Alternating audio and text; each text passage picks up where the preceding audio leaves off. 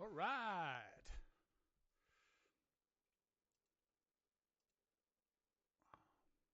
We are live again. I'm all about the foreign interference file today. It is going on. I'm going to have the liberals, the conservatives, the big announcements that Doug Ford did today, which is made a deal with the reserve up there. There's so much going on today. This report we've been waiting for so long has come up. I shouldn't have walked away. I knew I shouldn't have. As soon as I do, it's like they're watching, and then boom, I get shut down. We got live right now. No conservative yet. We don't have the conservatives doing a statement. So we have Justice Hogue. I think it's best that Justice Hogue. I kind of starting from the beginning, but where Justice Hogue has a good job. Okay. Alors, bonjour tout le monde. There's some translation and everything like that. Merci de votre présence aujourd'hui. Thank you for joining us today. Coming today. Alors, après 18... After 18 months of intense work, and intense is even an understatement, I'm pleased to inform you that the Commission on Foreign Interference, over which I preside, submitted its final report to the Governor and Council today. The final report is available on the Commission's website, and I invite you to read it. You will notice that the report is composed of several volumes. I encourage those with a strong interest in our work to read the report in its entirety, as the individual chapters provide a wealth of detail and context that are important to understanding the issues, the conclusions, and the recommendations. However, those who prefer to do so can read the summary in Volume 1. Également votre indulgence. Please be forgiving of any small typos or small errors, because surely you will understand that producing such a hefty report in such a short time was a massive undertaking, so we may have missed a few typos. Volume 5. Sorry, I got it on me. I just rushed over here. I'm eating my supper. I've been on this all day. I really apologize, but I'm going to put in the link. I'm going to link in the description in a minute. Sorry, that the foreign interference. I need to eat a little bit better. I'm eating by yourself all the time. You can, especially the cook is so damn good. Okay, so I'm going to put in the description where you can find this 123-page report, her summaries, and everything like that she did. I think she did an outstanding job. She quelled my fears. My fears have quelled that she's saying that, hey, the Liberals did a bad job. They didn't communicate well. She has 51 recommendations. She has a lot of things like that. And if for those who don't believe me, don't trust me, the horses. I'll put the description, the link in the description. You can check out what she put forward. It's not that big of a read. 123 pages. It's digestible. Okay, but I honestly think, hey, and I'm the type of person that I can't not say if I talk for an hour, I'm going to be able to. I'm just not very, I'm transparent. It's not even the word, but she's done a good job, and please let's listen to her. And the link will be in the description after I'm done eating my food. Thanks for watching, and lots of news. Doug Ford is got a deal for the Ring of Fire that's going on. The Liberals have another plan. We have the NDP's reaction. We have the Bloc's reaction. I'm not sure if the Bloc's reaction has been translated or not, so I don't know if I can put it on for most of us viewers or don't speak French. However, and nothing from the Conservatives or the Liberals today. Nothing. Maybe we'll see something on Twitter or I mean, sorry, on X, but nothing. Like, to me, their silence is deafening. To me, it's like, wait a second, why are they not even?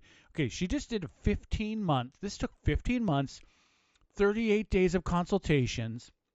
Most of her work, the 80-20 rule, most of her work was done behind the scenes. 80% of her work was done behind the scenes. And what happened? Nothing. She's got 15 months. We lost two. There was two individuals before her that were, there was a general and a judge, both highly respected. They came over with the report, and the media destroyed it. They didn't think it was fair enough, and that was big news. Now we have nothing. Now we have silence. DEFCON 9. This is very odd. Maybe it's just timing, but it's 5:00, right? Their silence is deafening. Now, it doesn't really matter because it goes from one party to the other one. One of them will be in power next time. But, you know what I mean? It's obviously, I think they got egg, right? They got egg. They got egg on themselves, and they probably just don't want to. They want to pretend it didn't happen. The NDP are out there because I imagine the NDP didn't get foreign interfered with because other countries are like, what? There's a third party? Like in America, everyone thinks like it's America. And why would we give any money to them? They're never going to get in power, right? You know what I mean? So they didn't bother with them. So the NDP have a statement, and the Bloc Québécois as well. Good luck trying to infiltrate that party. Like separatists, they're just, by nature, they're a party that's definitely not one to be able to be infiltrated by any foreign entity, right? Foreign or domestic in their opinions. And just to do a little, right? She did a good job. Let's listen to her, and I'll keep on piping in because I can't stop. Thank you. 5 includes the chapter outlining recommendations and the reasons behind them. Some recommendations are more technical, aimed at improving the way information on foreign interference circulates within the government. Other recommendations are more substantive in nature and are aimed at better protecting our democratic institutions more broadly. The work required to carry out the Commission's mandate was titanic, and it is the fruit of a remarkable collective effort. Many people made this possible, and I thank them from the bottom of my heart. There are many thank yous in the report itself. I extend my thanks to all the participants and their lawyers, whose contributions have been invaluable. I would especially like to highlight the exceptional work of the Commission team members. Their professionalism, rigor, and dedication have been exemplary. You have been incredible, and I thank you. I was created and I was appointed commissioner in September 2023. I was given a very precise mandate. First, I had to examine and evaluate foreign interference by state and non-state actors and its potential repercussions on the integrity of the last 2 federal general elections, the way in which related information about foreign interference circulated, and the measures taken in response to this information. Second, I was asked to examine and assess the government's ability to detect, deter, and counter foreign interference in democratic processes and institutions, and to make recommendations for strengthening Canada's protection against such interference. It is important to recall the nature of my mandate, as foreign interference goes far beyond what I was tasked to examine. Foreign interference can affect more than elections and democratic institutions. Just think of universities, scientific research, and private industry.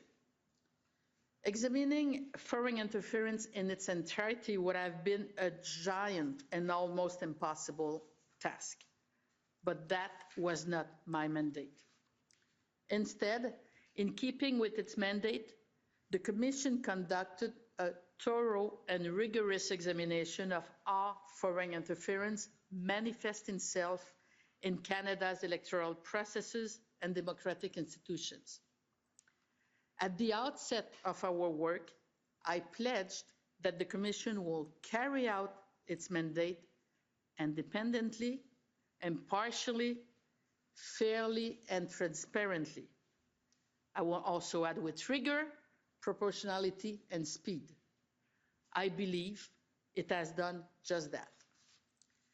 La Commission devait être disciplinée si elle...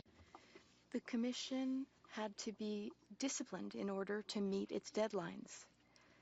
We could not call every possible witness or introduce every bit of possible evidence. Rather, we focused on the key issues. I'm certain that, at the end of the day, our work has led to a better understanding of foreign interference and of how the government is trying to counter foreign interference. The investigation has also enabled us to identify what the government has done well, as well as what it has done less well. We have also been able to identify ways that we can do better in the future. La Commission avait... The Commission's mandate was also to make recommendations to strengthen the protection of our democratic processes and institutions against foreign interference. Our report contains 50 such recommendations. I would like to take a moment to remind you of the various steps in the Commission's work. In January 2024, we started by holding 5 days of public hearings on issues related to the Commission's need to both demonstrate transparency and protect national security.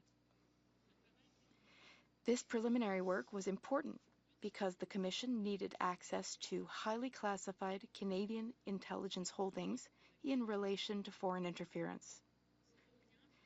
These hearings were very useful, as they enabled us to explore ways of making public information that was not intended to be public in order to inform Canadians. We then met dozens of potential witnesses and identified those who had relevant information, and we identified those who could shed light on the first part of the Commission's mandate. Given that most of the documents and information received by the Commission could not be discussed in public for reasons of national security, I first held 6 days of in-camera hearings. Those hearings were followed by 10 days of public hearings. During these hearings, I heard a total of 98 testimonies. Following these hearings, on May 3rd, 2024, I produced a report setting out my preliminary conclusions. The Commission then pursued its investigation by seeking to better identify and understand the means available to Canada to defend itself against foreign interference. We obtained access to tens of thousands of documents and conducted over 100 interviews. This led to further hearings during which I heard 143 testimonies over 12 days of in-camera hearings and 20 days of public hearings.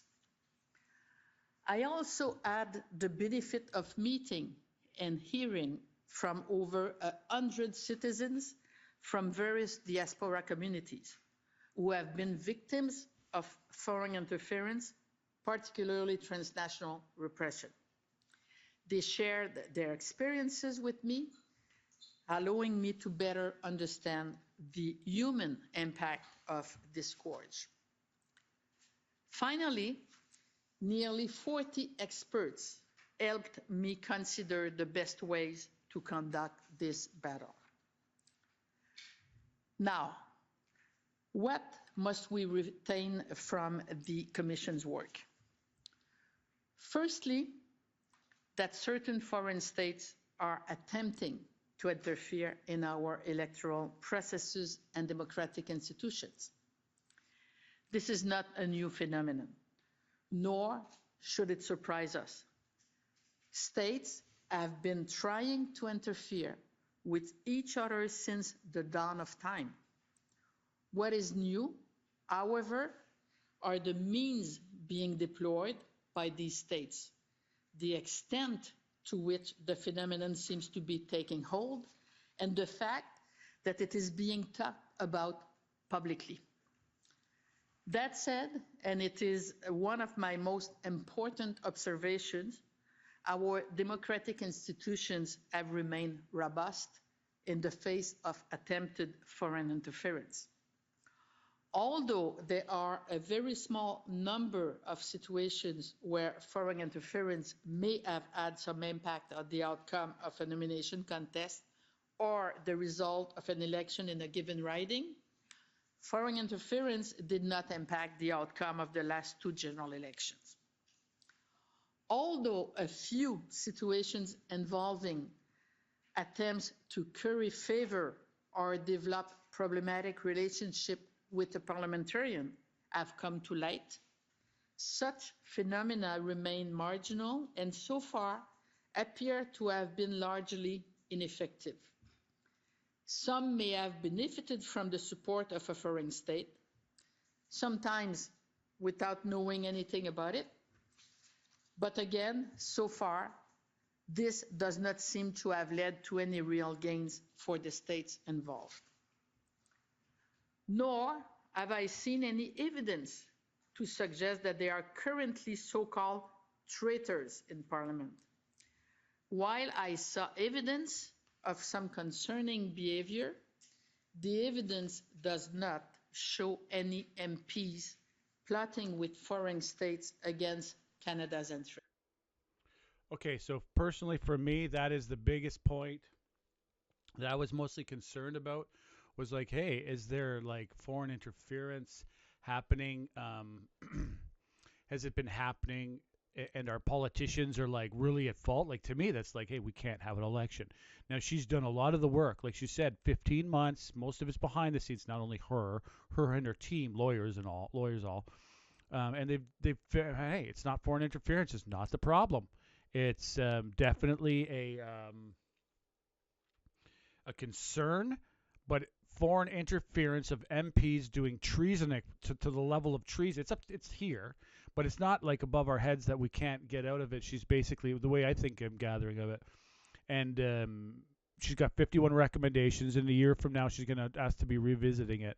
And this is basically a thing, an idea of like, hey, we have a problem. The communication was a problem. The methods that the government was doing was basically just cover it up and pretend it didn't happen, and then call anyone who said any otherwise like a horrible term and just cancel them. That's what they decided to do instead of hey, whatever. It's not like it's not like they were like paying people off or anything. No, the government was just like, well, just cancel this person, cancel that person. That's not how this country should work, and then I think it's in her file. She's done a great job, in my opinion. You may or may not agree, and leave your comments on the side. I just think it's good time now. We can have an election. We can move forward with an election. For me, without major concerns, and someone's done the work that wasn't so biased that they just came out and called the media liars, and whatever other casted dispersions upon these people, these media, Fife the Knife was one of the leaders of it, and Global News as well. They did, of course, National Post and Black Lux Reporter, they all did it too. But for me personally, it was Fife the Knife that seemed to be running the story the heaviest. And if he asks a question, I would recommend the politicians reply. You can ignore other ones, but I wouldn't ignore this guy. He let off the biggest story in Canadian history that most likely is the reason that took this government down. Again, I want to repeat this again. I'm going to put in the link to her report, to the commission's report. The foreign interference is 123 pages. It's not that big of a read. It's pretty easy reading. It's not overly technical. And to give you a scope, to give yourself, if you want, a real opinion about what she found and what she can disclose. It's all there. And call the election, right? Okay. Oh, she's got her eyes closed. Sorry. Alors maintenant, que faut-il retenir des travaux de la Commission? What are the takeaways? What must we retain from the Commission's work? Firstly, that certain foreign states are attempting to interfere in our electoral processes and democratic institutions. This is not a new phenomenon, nor should it surprise us. States have been trying to interfere with each other since the dawn of time.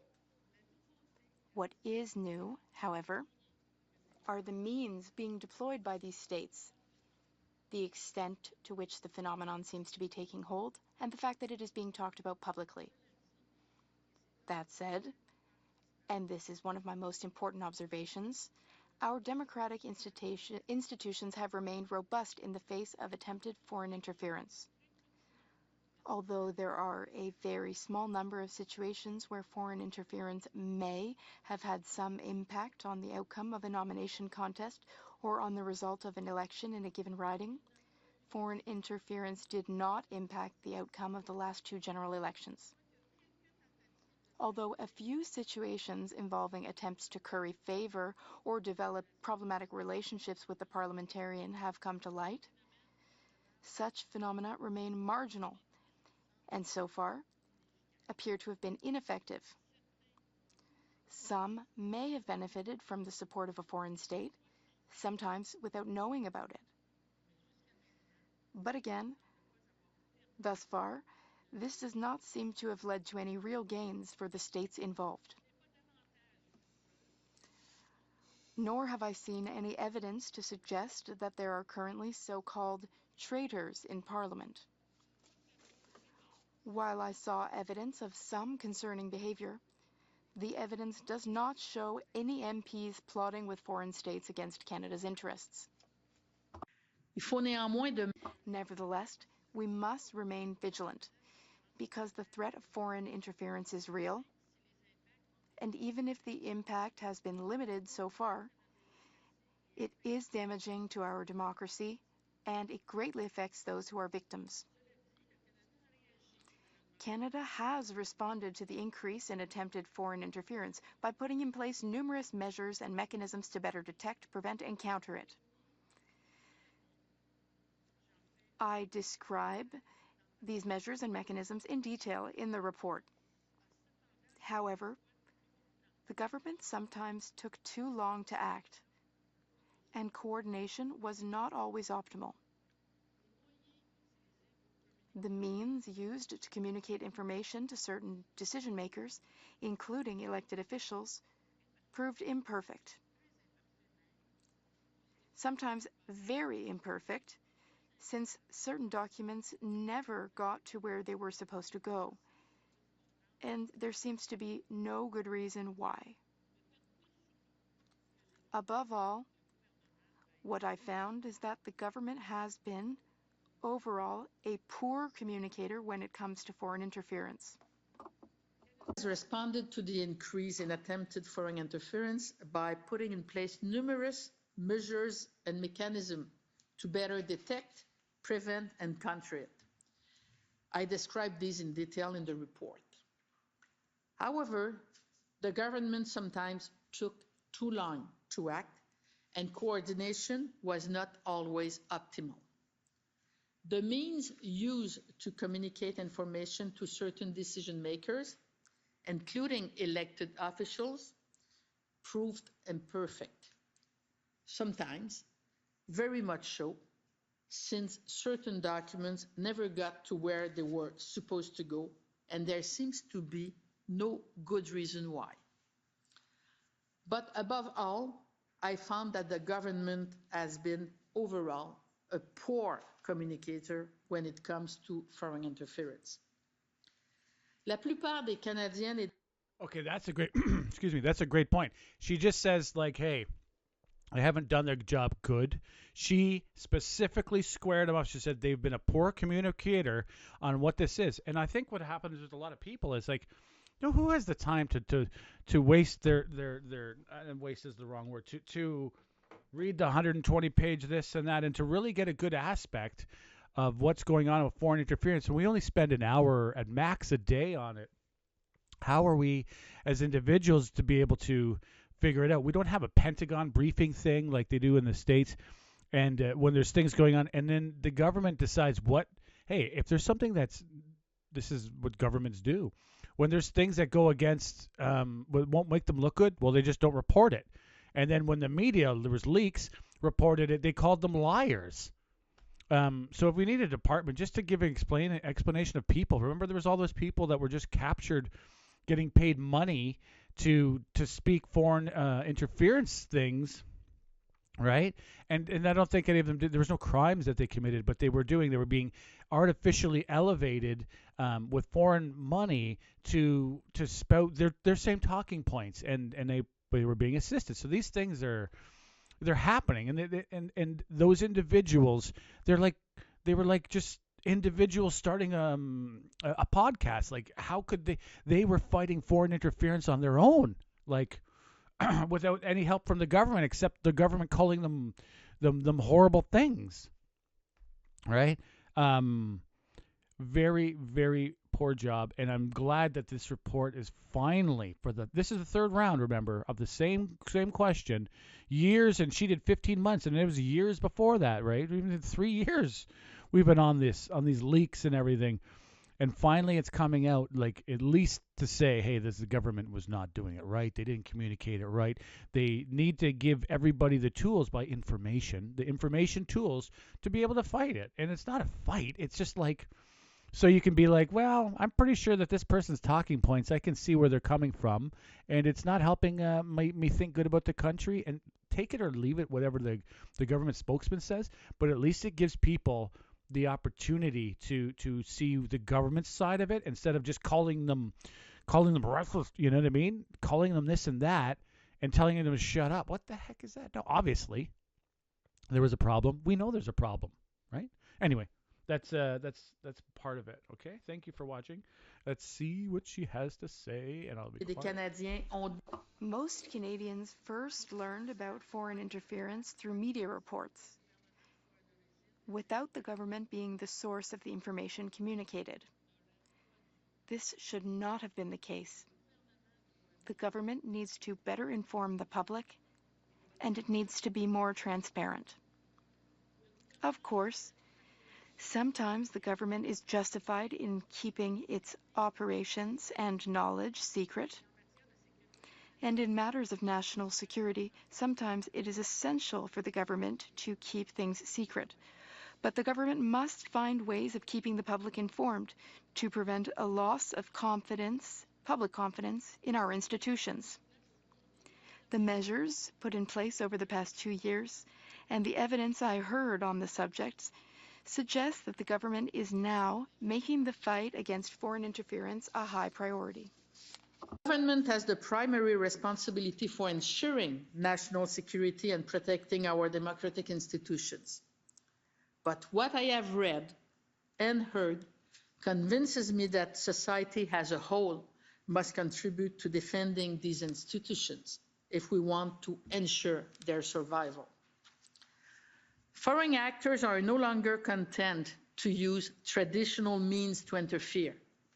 They are also using sophisticated technological means and increasingly sowing disinformation in traditional media, but above all on social media. Distinguishing what is true from what is false is becoming increasingly difficult, and the consequences are, in my view, extraordinarily harmful. The impact of traditional methods should not be underestimated, but the greatest threat, the one that I believe threatens the very existence of our democracy, is disinformation. This threat is all the more nefarious because the means available to counter it are limited and very difficult to implement. Nevertheless, we must not give up, but rather attack it forcefully altogether.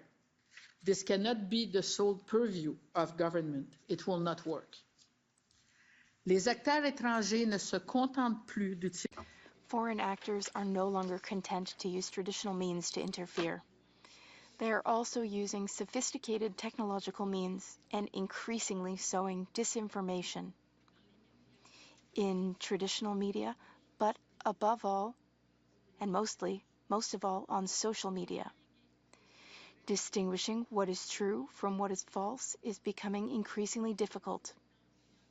And the consequences are, in my view, extraordinarily harmful.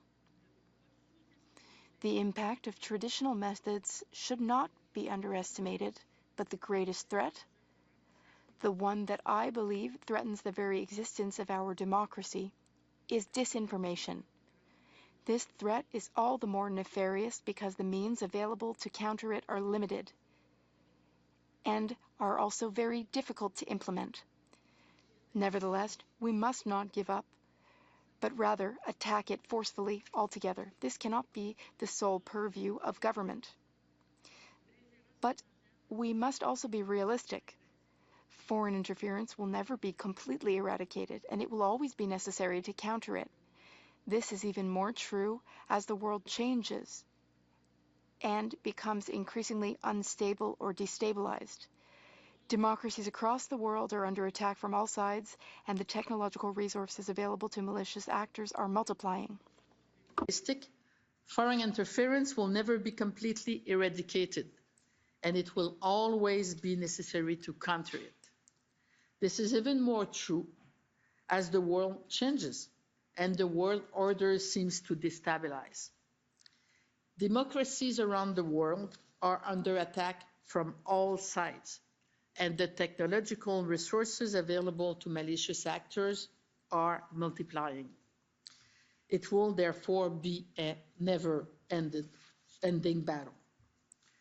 One of our society's greatest achievements is to have created a political and social order that give us the freedom to choose those who will represent us in government, the right to contribute to discussions about our future, and the chance to live in peace with one another. But protecting these achievements requires that all of society, including each and every one of us, contribute particularly to the war against mis- and disinformation. L'une des plus grandes réussites de notre société. One of our society's greatest achievements is to have created a political and social order that gives us the freedom to choose those who will represent us in government, the right to contribute to discussions about our future, and the chance to live in peace with one another.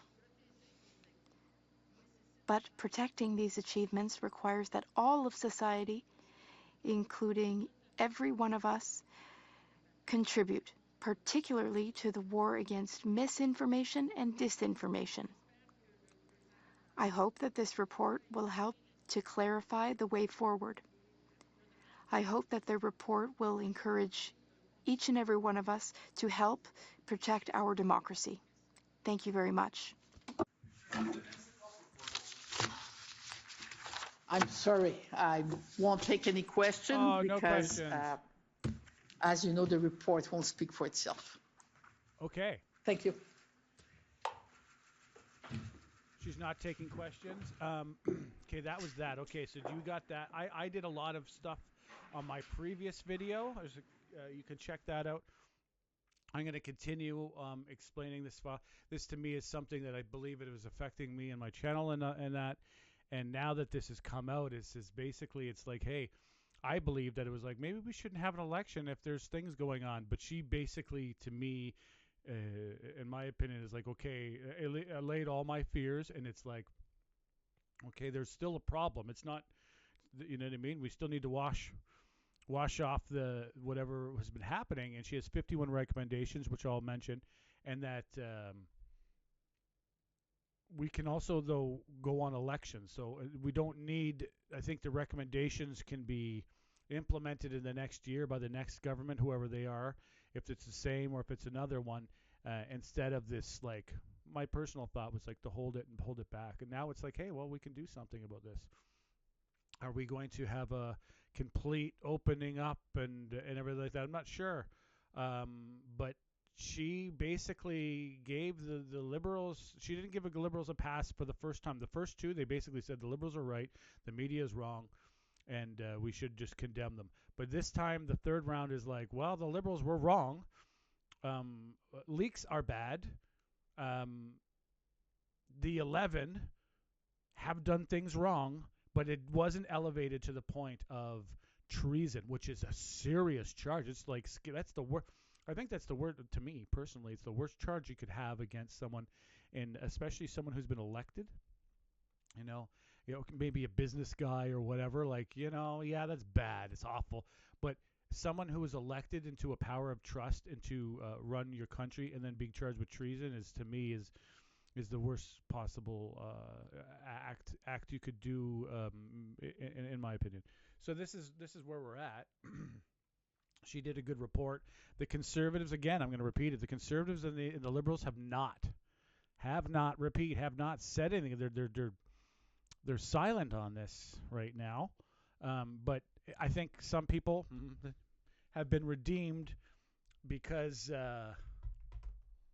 Listen, foreign interference is happening against someone. If you're not towing these certain countries' lines, and there's wars going on right now, they're going to come after you. And the machine of other countries is a hell of a lot bigger than yayas speaking to cameras and even these news agencies.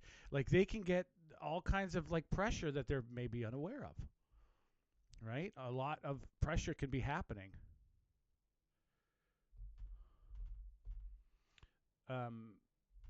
Financial pressures, all kinds of other things. Disinformation. That's, I think, is what's happening. I personally believe that there's been disinformation put against certain individuals and parties and this and that to discredit a lot of people, and probably over the last decade, and then to elevate other people that will toe the line when needed. Right? Never been asked, never been called. It never happened. It never got elevated. These other people, whatever, they never got to the point where there's a problem. She thinks, and she said, like 15 months. And it wasn't just her, it was the whole team. You can check out in the description the link to her 123-page report. It's great. It's a great thing for democracy. Democracy, if you love democracy, it won today. It won huge. She said there's foreign interference campaigns against individuals and individual MPs and as large diaspora groups. So huge portions of the diaspora group. And it's not just one country, she said. And it's not like we should be hating these nations that are doing it. We, as a country, used to do it pretty heavily before. We've learned that over long term it's not a good idea to do this stuff, because over the long term it isn't a net positive for our country. It's a net negative when you interfere in other countries' politics, right? Because what happens when, you're interfering it to get this party in, but what happens when it gets, the other side knows about it and then gets into power? You have trouble. So it's not something that Canada, I don't think we ever were big on it, but I mean the West as a whole. It's just something that basically has been decided as a collective decision that it doesn't help our country to do this stuff. So, hey, this is where we're at right now. We're in a wonderful place in Canada today for once that it's happening. We have a justice, Commissioner Hogue, who said that there's recommendations. The Conservatives and the Liberals once again. I'm going up to load this page up for you. See if there's any comments. We can't. Okay, what do we have here? We have Rhonda. What is your point? This is all known information. You must be a liberal. Oh, we know what's true. Okay. This woman appointed by Trudeau to investigate the government. Yeah, she was. You can't. Who do you want to appoint her? You have to have. She's a justice by the law. And remember the first two that happened. If you were to watch my channel, I'm not a liberal. I'm not a conservative. I'm not a thing. I'm a Canadian who wants to work for the people. But what has happened is thank you for your casting dispersions against me. Thank you. I think you hope to have a good day. Okay, so on your point. So if I'm a liberal, the first two commissions, I was all over. Just go look back, all over it. When the guy came out and he said the media is lying, the leaks are all lies, and they're all racist. Well, there was a blast from me, like, and emails and everything, exact opposite of what you have today. Then the second one, he was a bit better. He was a bit more balanced, and but what did he? He didn't do a very great job either, and there was a typing wall. But this one is a report I support because she says I believe the truth that they didn't do a good job. There's recommendations. The 11, but what is new information is she looked into the secret files and she said these 11 that are there didn't elevate to treason. And when she did say there was potential treason like 8 months ago before she had looked at all the files. Justice Hogue said this is possible treason. And when she said that, I was like total jaw drop. This was like a whoa moment for me. But she looked into it and said, okay, they're not treason, but there's concerning issues. Now, if you want the details, there's definitely lots of details. The link is in the description, 123 pages, and it does not make the Liberal government look good in any shape, way, or form. Trudeau has resigned probably because of this report he knew was coming out. There was no way he would. If he was our Liberal, well, he's our Prime Minister right now, but if he was in, running for the Liberal, the head of the Liberal Party right now, he would have resigned after this came out. It just is horrible to the government. It's proven. Remember, the last report that came out 15, 16, 17 months ago, it condemned reporters. It condemned the opposition. That's what it did. It condemned reporters and condemned opposition. Now, we have a little spike in the back. Well, this is a different scenario. We have actually a Justice Hogue that says there's problems, there's recommendations, and we don't have such a to a risen level. I don't know what you want me to say. Watch Northern Perspective. Okay, thank you for you come on my channel and you're like telling that I'm an idiot and to go watch someone else. Like, why don't you fuck off, Rhonda? You fucking fuck. Pardon my French. I shouldn't swear at you. But really, don't come on here. Well, that's great. You're a conservative. That's great. But don't come on here and start trying to destroy my channel. This is, you're trying to run my income and say I'm a this. I didn't. Did I say I'm a liberal? Thank you. Anyway, I'm not going to comment on your stuff anymore. Thunder says, wonder if they looked into the interference of the WEF. No, that wasn't a part of it. The WEF interference. I know you don't care about it, but I bet she turned a blind eye just for them. No. What do you mean I don't? Okay, this is the people I got. You know what? I'm going to have to weed you all out. And you have to get new names because I'm going to have to freeze you out at the end of this. No, I actually won't. I won't. I'll let you speak. But please don't put 1,600 things about how I'm an asshole. So you're a conservative. That's great. That's really fantastic for you.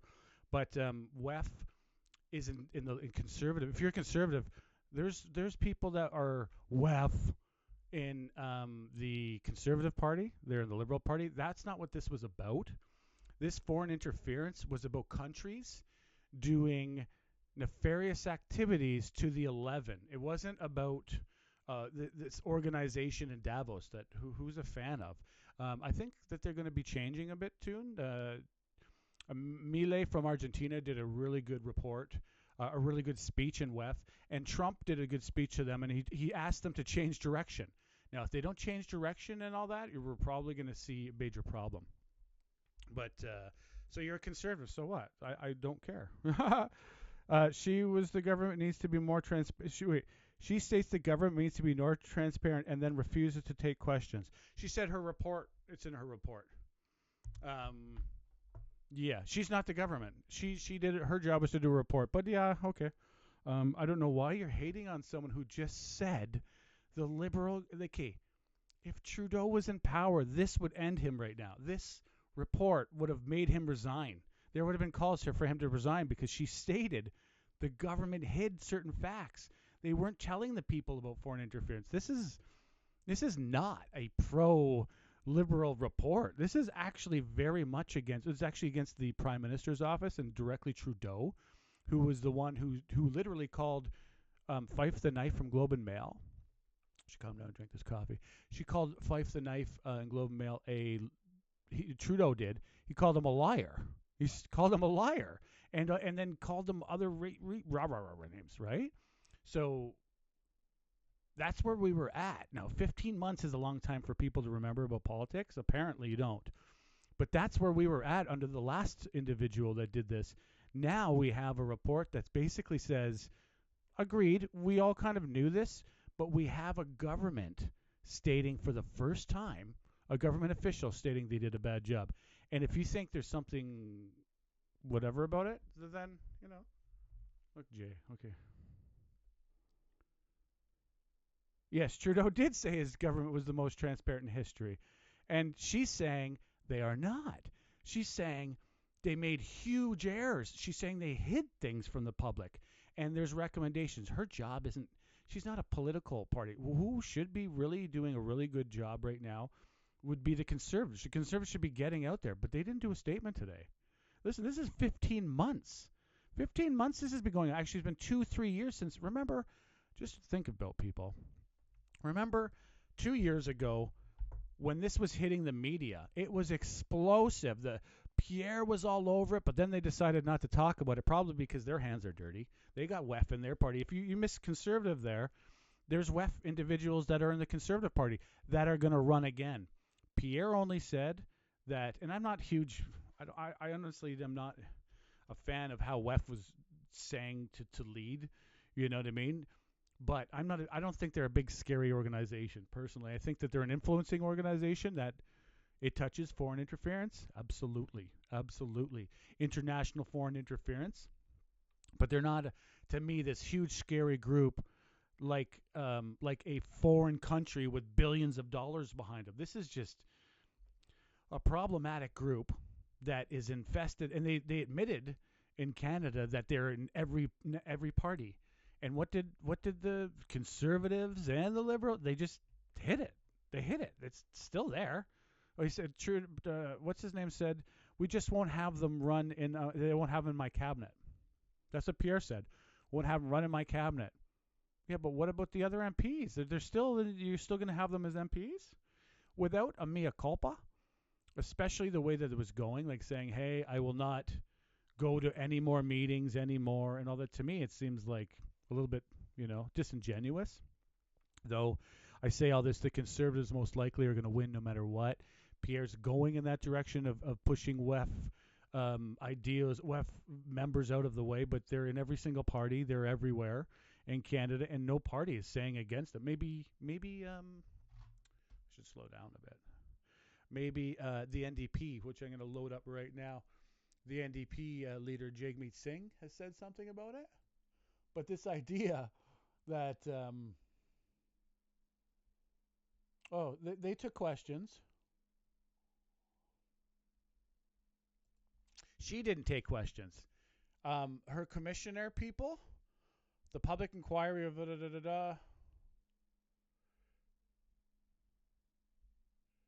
Yeah.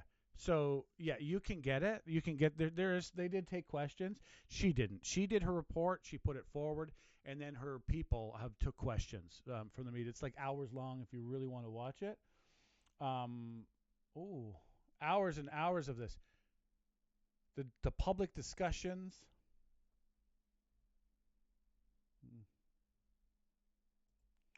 It's all over the internet right now. Jagmeet Singh. We have Trudeau that went up there if you want to see. Oh, my goodness. Duchamp. The RCMP did all of this. Like, these consultations were very, very, very wide and far-ranging. And I'm trying to get what happened today. Wow, this is like they're hiding it. To see what happened today. A lot happened, okay? It was not a 2000 this was going on in 2022. 2020 we're in 2025. And if you don't remember where we were then, it was they were canceling. They were using cancel culture against people even speaking about it. And up to the point, sorry, I won't yell at you. Up to the point where they canceled. He was trying to cancel Globe and Mail. He said Globe and Mail is a lying newspaper. Well, how would that help their newspaper when if it was believed? No one really believed them. Luckily, a prime minister saying they're liars. Well, what? That's where we were at. Now we have at least someone saying, yeah, it's a problem. Years and years of this stuff, and holy crap, what is going on? They're like trying to bury what happened today. I think that's what's happening. The only report that came today.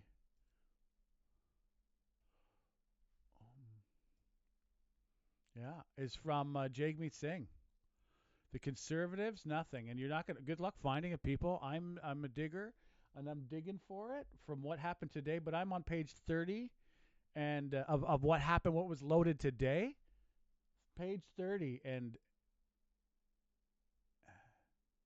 2018. Oh my God!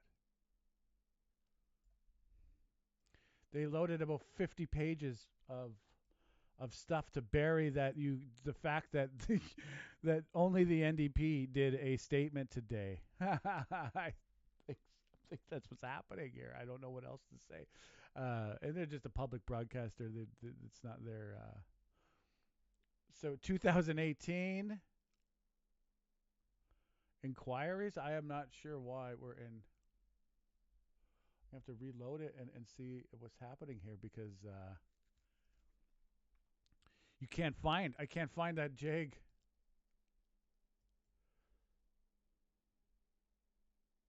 Okay, here we go. All right, I was on the wrong file. It was me. Okay, so let's put on Jagmeet Singh first because no one else said anything. Doug Ford has an Aroland First Nations. He made a Aroland First Nations deal. Thanks so much. I'm really honored to be joined here by Peter Julian, my neighbor, my House leader, and also the Member of Parliament for New Westminster Burnaby. Thanks for joining us today. We want to talk about the recent report released by Justice Hogue. We know that foreign interference is something that's very serious, something that Canadians are worried about. We want to defend our democracy. We want to make sure that our democracy is free from foreign interference. We also want to make sure that everyday Canadians can live their lives without the threat or harassment of a foreign government. So we had called for this public inquiry. The Liberals had said no. We were the first political party to call for it, and now we've got the report. What Justice Hogue has highlighted, I think one of the biggest points that she made in her report was the deep concern she has regarding misinformation and disinformation, particularly on social media, and how we do not have tools right now to combat that, and it is rampant. The amount of misinformation that is available is rampant, and that is a serious concern for democracy and for an upcoming election. And so that is a concern that was highlighted by Justice Hogue. I think that concern is also exacerbated by the leader of the Conservative Party's decisions and his actions. Pierre Poilievre has accepted the endorsement of Elon Musk, someone whose platform is also one of the worst actors in a lot of ways around misinformation and disinformation. Coupled with the fact that Pierre Poilievre also wants to defund a public broadcaster, which is a source of real information, journalistic integrity, really highlights a dangerous set of priorities given Justice Hogue's findings of misinformation and the need for fact checks and fact confirmation. What other things that Justice Hogue highlighted, I want to point out, is he said that all political leaders should get security clearance and receive information that is pertinent to their parties or to democracy in general. And that highlights the real concerns that Canadians have raised about Pierre Poilievre, the only leader of a political party that has not received security clearance. And so that was highlighted. And I think finally, Justice Hogue did raise concerns about sitting parliamentarians and questionable or concerning behavior. And I'll highlight, she said, of questionable ethics. And that is something in the context of foreign interference that I'm concerned by. Ultimately, what we want to see is now the recommendations that Justice Hogue has made be implemented. I've instructed my party, my national director and team, to follow all of the recommendations as it relates to political parties so that we're doing our part. I encourage other political leaders to do the same. Donc, on a reçu le rapport de Justice Hogue. Premièrement, je veux remercier Justice Hogue pour son travail. I forgot to say this in English, and I want to just reiterate. I want to thank Justice Hogue for her work, her team for her work. There's a lot of important work that was done, and I want to deeply thank Justice Hogue for that. Donc, je veux remercier Justice Hogue pour son travail. C'est tellement important le travail qu'elle a fait.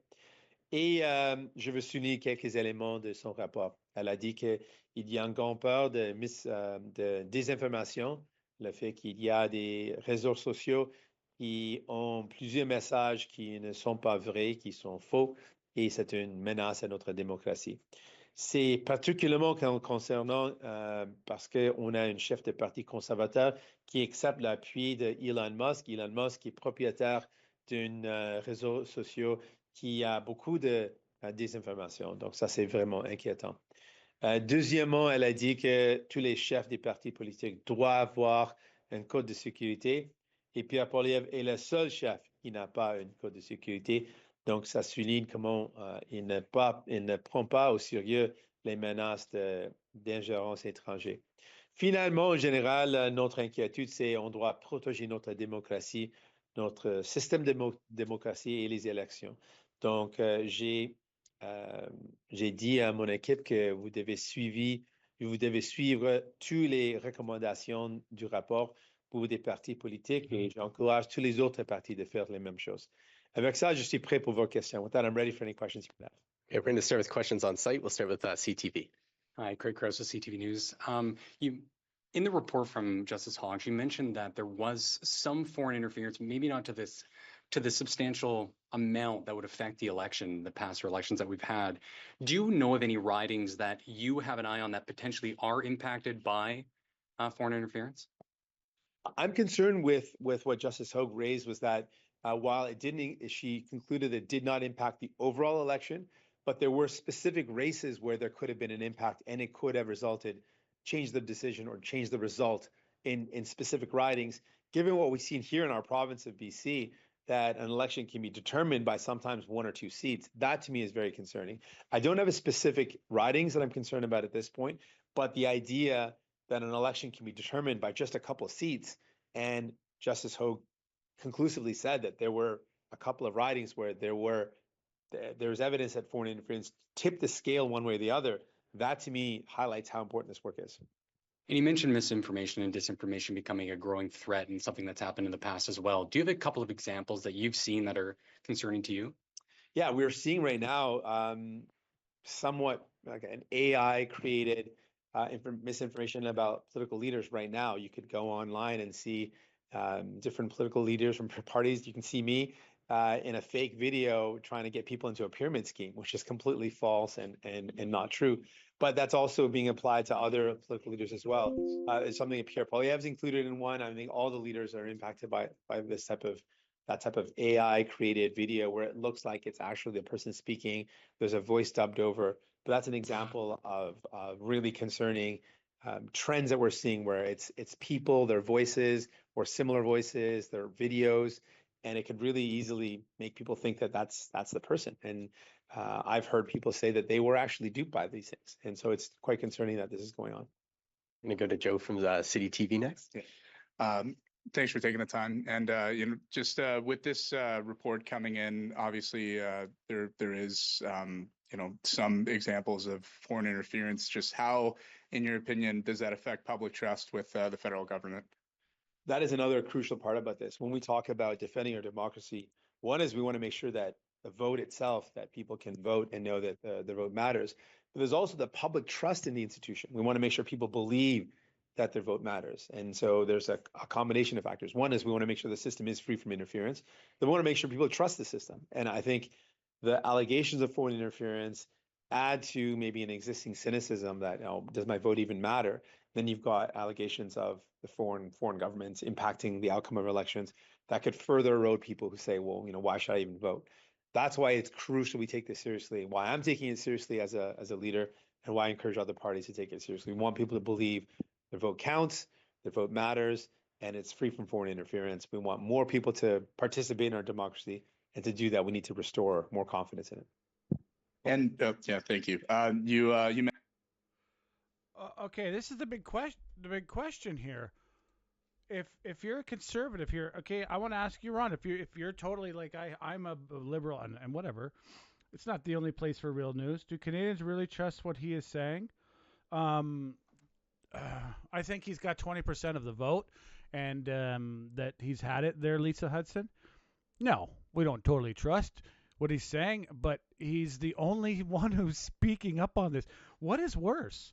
Okay, we only got the NDP, the third party of Canada. This has been going on very heavily for 3. Don't swear, David. 3 years, okay? It's been going on. And we've had one general who was this close to being disgraced. We had one justice who was like one of the biggest justices we had in this country, this close to being, well, he wasn't so bad, his report, but he called the media liars, and everyone was basically like, we don't believe it. The Liberals did, this is the third time. Both other ones, they came out there that day and they were like, yeah. But I think what happened is this time is that they got egg on their face, just like I got egg on me. I'm messy. They got egg and on these parties, and they don't want to speak on it. Now maybe they have spoken on it, and maybe they're on X, but I haven't found it yet. All we have is the Jagmeet Singh. So complain about him all you want. I understand you're complaining about, but he's the only one who's actually spoken. Well, actually, sorry, the Bloc Québécois. We have the Bloc Québécois coming next. The Bloc Québécois speaking about this foreign interference, and the NDP, the two major parties, the parties that have the only potential of really, maybe the NDP will get in, but that's such a long shot. But really, the Conservatives should be speaking up on this. At least I want to hear their say. I don't know what their say is. I think they should. It's incumbent, especially when you have 47% of the vote. All we got is commenters. Some are in my family, so yes, some do. The NDP. I don't know. Edmund Thunder. Maybe. Oh, what are you? Are you related to me? Is that who you are? Oh, probably. Basically, is what the heck is the Liberals and Conservatives being quiet about this for? This is, to me, and especially with the Liberal leadership race, this is an opportunity. Anyone of there any listening, it's time to get out there in front of this. It's done. The 123-page report, maybe they're going to wait a day. I'll give it to that. Maybe they're going to wait a day to fully digest what she did, because it'll take a day to do a good connoitering. But being quiet, being about it is the worst possible thing, in my opinion. It shows lack of leadership. The government, okay, Trudeau not saying anything about it. Yeah, he's probably hiding from it. He should speak about it, but he won't, probably. I don't think so. But the Liberals that are out there should be, and the damn Conservatives, they should be leaders. This is years in the making, and this is something that could potentially have taken down governments. Contracts in the billions and all kinds of things, all kinds, like, the spider web. So this is the opinion. Well, do they trust what he's saying? And of course, he's a, like I said, 20% of the. This is the one thing is I know you all may know, like, and that's totally cool. You don't like them, and you're just casting crap at your. 20% of the population supported the NDP. Okay, so he has a support. It's just maybe not yours. To do your comments and stuff like that. With me, I guarantee you, it was foreign interference that helped take me down. No, indeed. They just gave it to people that were local, that were certain individuals and certain or shady folks take money. Well, that is basically, we have Trump in. All of that nefarious activity and taking money from foreign institutions. Now we have like a kinetic thing happening in Europe. These lines, the battle lines are drawn. There before last year or even 2 days ago, there was, since before Trump, there was a foggy line of what's good and bad. Well, now that Trump's in, the line is very firm. Look at the people that they put into power. The line is there.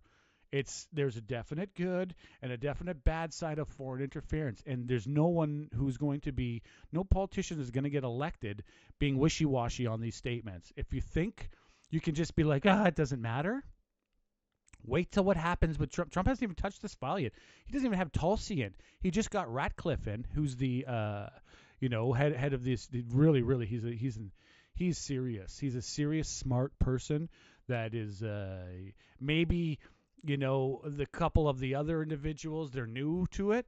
He's not new to the game. There's no pulling wool over Ratcliffe's eyes. There's no pulling wool over him. He's a seriously smart. Every aspect of him, there's nothing like every angle of him he's got covered. He's just one of those individuals who's been in the system and knows the system and he really understands it. And he started. And another one, Marco Rubio. Marco Rubio's a hawk, like you know what I mean. You're a Canadian, you should be worried. He is a hawk for America, and that's why I've always liked him. At least his points. I don't know about everything he's done, but he's so much of a hawk for America, and that means against everybody. But basically, he's a hawk, and they've only been in power for 1 week. 1 week, okay? So what do you think's happened? This is happening in 1 week of the Trump in. The things have changed, and this is the signal. The signal came from Trump, but this is the Canadian signal that the Liberals made big mistakes. We gotta, if you want to be electable, it has to be a mea culpa, and we have to invest into this huge issue. This issue was money into the billions. Now, everyone's like, well, what are we going to do? Where's the money come from? Well, we're going to have a lot of money internally. There's been a lot of money that's been siphoned to all these pet projects that have done nothing for the average worker. Build.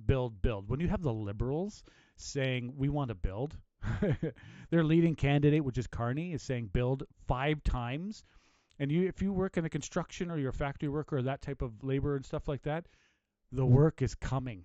Because the party that is all about the investor class is saying they're not going to be about the investor class when if they ever get elected. They're going to be about the builders class, the blue collar worker. That's coming, no matter who's in power. So we're in a really, really good situation, but we're probably in a 6-month, whoever knows when the election happens, gap of seeing the transformation. Trump hasn't even made any build executive orders. He's only in his first week is fighting the previous stuff, the Hoonan show. The Hoonan show is like cleaning up, horrible activities that have happening, and getting that, cleaning up the border. They've got the military on the border. That's what he's doing. This isn't only in 1 week, and now most likely, I think it's only been a week, but he solved these problems. It's just a matter of time now. Work. The Hoonan show is going to go on for a while. He's a tough one, and he's kind of teamed up with Dr. Phil. It's kind of it's like, remember Cops? It's kind of like Cops, kind of like a cop show he's doing, like, catching and doing these things. And that one individual was like, F you, Trump, F you, America. I'm like, wow, you love your nation if they taken you in.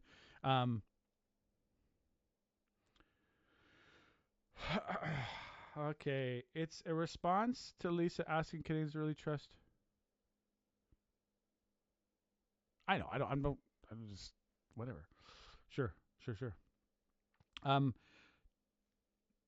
I think that he has 20% of the vote, and he isn't saying anything that is. I think it needs to go forward. The real thing is, I ask you again. Why do you think the Conservatives should be having a press release, or do you think the Conservatives and Liberals should be quiet about this, as they so far have? Like I said, they may have a Twitter tweet.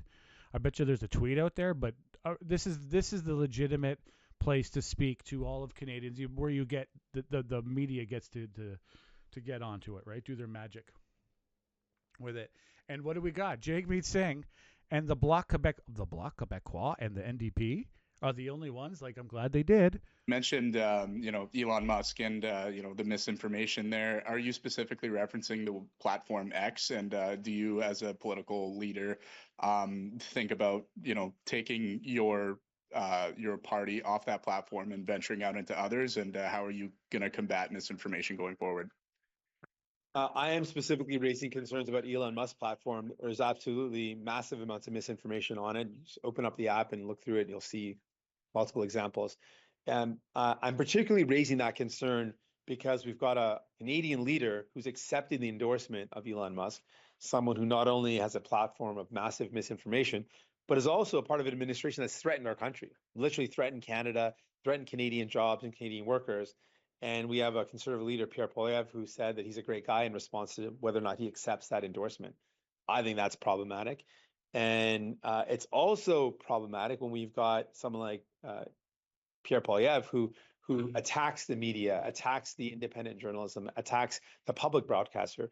We actually need more independent journalism. We need more public journalism, and we need more high quality journalists that fact check, that confirm information.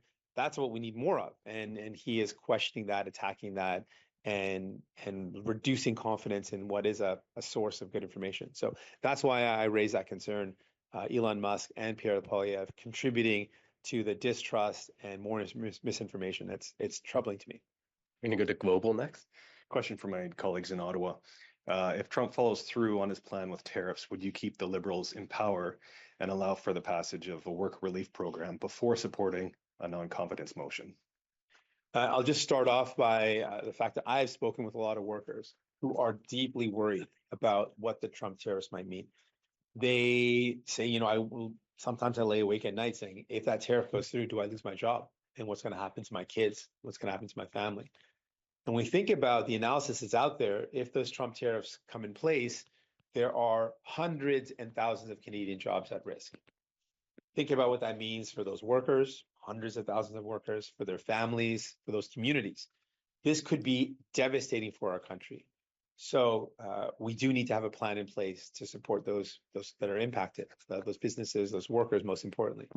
I have not had any conversations with other opposition leaders. I think we need to come together to have a discussion about what is the best way forward. I've not had any discussions with the government related to this. If there is any desire to move forward, the government should call us together, like we did during COVID, and discuss a plan that supports workers. We, as a party of working people, a party founded by workers, want to make sure that there's a plan in place for workers. It's why we said from the beginning, EI is clearly not up to the task. During the pandemic, we realized EI does not cover the majority of Canadian workers. We called for changes to happen to EI so that we would be better prepared if something happens again that disrupts our economy. The Liberals did not listen. And so we are now in this position where we have an insufficient EI, a threat of tariffs, and many workers lying awake at night saying, am I going to lose my job or not? So I hope that there's a plan moving forward. Okay, we're going to go to questions on Zoom. Nous allons maintenant prendre les questions sur Zoom. On va commencer avec Laurence Martin pour Radio-Canada. C'est à vous.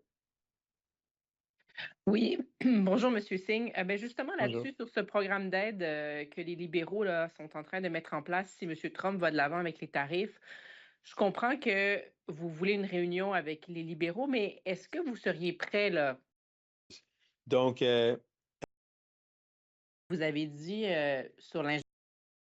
Hogue faire ce travail de vérifier l'information de Justice Hogue et je le remercie pour son travail. Working with foreign governments. Commissioner Hogue says there is no evidence of traitors. Did you add to a sense of public trust, you think, Just fast by forward calling for MPs to be kicked out of Parliament when Hogue has found that there are no traitors? Well, first of all, I relied on the information that I had before me, which was the NSICOP report and the unredacted version. We had called for a public inquiry for this very reason. We wanted the justice of the public inquiry to delve into these matters, to get the full details, to get more information. And that's what Justice Hogue did. She was able to get the supporting documentation, even speak with the intelligence officers, and was able to provide her opinion. And I thank her for her work. That was very important work. But she did highlight that there were members of sitting members of Parliament right now who have questionable ethics in relation to foreign interference. She has raised some serious concerns. And I think it is a responsibility of every political party to ensure that their members of Parliament are not caught up in foreign interference, are not engaged in questionable ethics in their behavior, and that there's checks and balances in place. And I thank Justice Hogue for her work in uncovering that and highlighting that is something that she found very concerning as well. Okay, my follow-up, I'm just going to double barrel.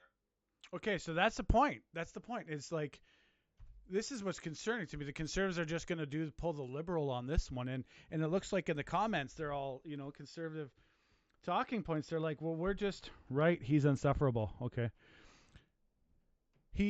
So the NC cop is what she did not say attack, but she said the NC cop, which, remember, the Conservative member almost broke with his party. Ruff, RUF, was like, why aren't you telling the truth to Canadians? And then all of a sudden the Conservatives stopped talking about it. And he said, okay, so this is where we're at. This is the point that I think we all should, as Canadians, bipartisan. This isn't a team sport. This is Canada sport right now. That NC Cop was basically not telling the Canadians the truth. NC Cop, which whatever this group was, didn't do their investigations didn't do them properly. But what happened was, it wasn't elevated. He said all of these 11 politicians, it wasn't elevated to the point of treason. Okay. That was my biggest personal concern. It's not to the point of treason. Though these 11 are what their actions have done are very concerning, and they've been acting for foreign entities. Which parties are they in? Have they been removed from each party? Has anything been done? No, NC Cop is like, nothing to see here, go away. And she said, no, this parliamentary committee that was under Trudeau, they gave a report to Trudeau, and Trudeau government redacted a bunch, blacked it out, and then handed it to everyone. And MP Ruff, he did it very with as much coof, but he was saying it all needs to come out. And remember, the Liberal and after they did all the redactions, the Liberal that was ahead of it said it's a lot worse than what you think. We have people here that are helping foreign entities. Well, nothing's been done. There's been no work, and none of the parties, and who I bet I would put money that none of them are NDP, because a foreign entity would be like, why would we bother with the third party and the fourth party, which is the Bloc?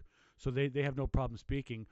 But I bet you it's the Conservatives got hit with this, guaranteed, because they're a party that has a very, very close that most likely they're going to be the next government. So of course they were attacked. Are they all bad people? No, but she said their connections are concerning, and nothing has been done about it. They're not even speaking about it today. I pray that they speak about it later. But it looks like these two parties, what they're going to do is they're going to pretend nothing happened, and they're going to just go after the media that'll elevate this.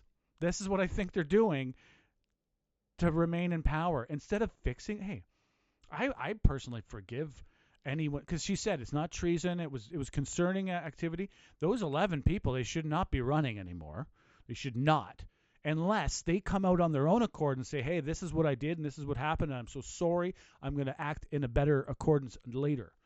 But they're not. They're hiding. They've hid for 3 years. They've worked against our country, not to the point of any criminal activity, but they're elected. They're elected, and we put them in places of trust to work for Canada, not no one else, not for themselves, not for their party. We elect them to work for our country, and they've worked against our country. This is what she said. Now, non-criminal, so okay. It's nothing to get up in arms and freak out about. But they did this, and what right now at this moment in time? Now it can change. Hopefully, the Conservatives are working on it. They're going to fix it, and they're going to bring it to the people. But what's happened so far is they're hiding it, and we got the NDP and the Bloc, the Bloc Québécois supporting Canadian democracy, and I really like it. It's just funny. It is funny. Okay, Leslie, we got some comments. You agree with you? I agree with you. Okay, full disclosure, and they should be. Like it says, these people that they did it, I totally be cool with them if they come out and say, hey, this is what I did. I honestly wouldn't be pulling the pitchfork and screaming at them. I honestly think that we just didn't think we had too many people who didn't. I worked in the military. This is something that would be number one concern with me. I've been trying to be bribed before. One guy, I said, hey, you want a steak dinner? A steak dinner. And I'll tell you, this guy was someone who just, he just was so much stronger than me. And I tell you, I gave it to him. I'm not taking your bribes and your this and that. I'm here to do my job. And you just to get, nah. Anyway, that's how I am. And I've always been like that because I love my country. And a politician should exactly be like every single schmuck who I am, a schmuck plumber in the military. You know what I mean? Just a fucking loser. A politician who is elected should be exactly with that. And if they aren't, well, and we're going to have to trust them. We're going to have to trust the Conservatives when they were going to hide that. Guaranteed to some of them. Guaranteed. They took a vacation, you know. Hey, you know, they all do it. Trudeau's taken 2 vacations. He took one from the Aga Khan, who Aga Khan is. He's more of an arts and cultural guy. He's not bad. He's done a lot of good for our country. I really, looking into the Aga Khan, I have a lot of respect for. He's put a lot of. It's a weird international thing, but Trudeau took money from him, took a vacation from him to his island, and I don't want to go there, but. You know, this is what we got. You can't. And obviously you're going to help. He's a philanthropist. So he's like, it's always about good stuff. It's about a new art center and stuff like that. Like, yeah, the foreign interference of that isn't a concerning thing. Someone who's advertising this art over that art, you know, cultural and stuff like that. Okay. But still, our prime minister should never be taking that. And then he did it again. Right.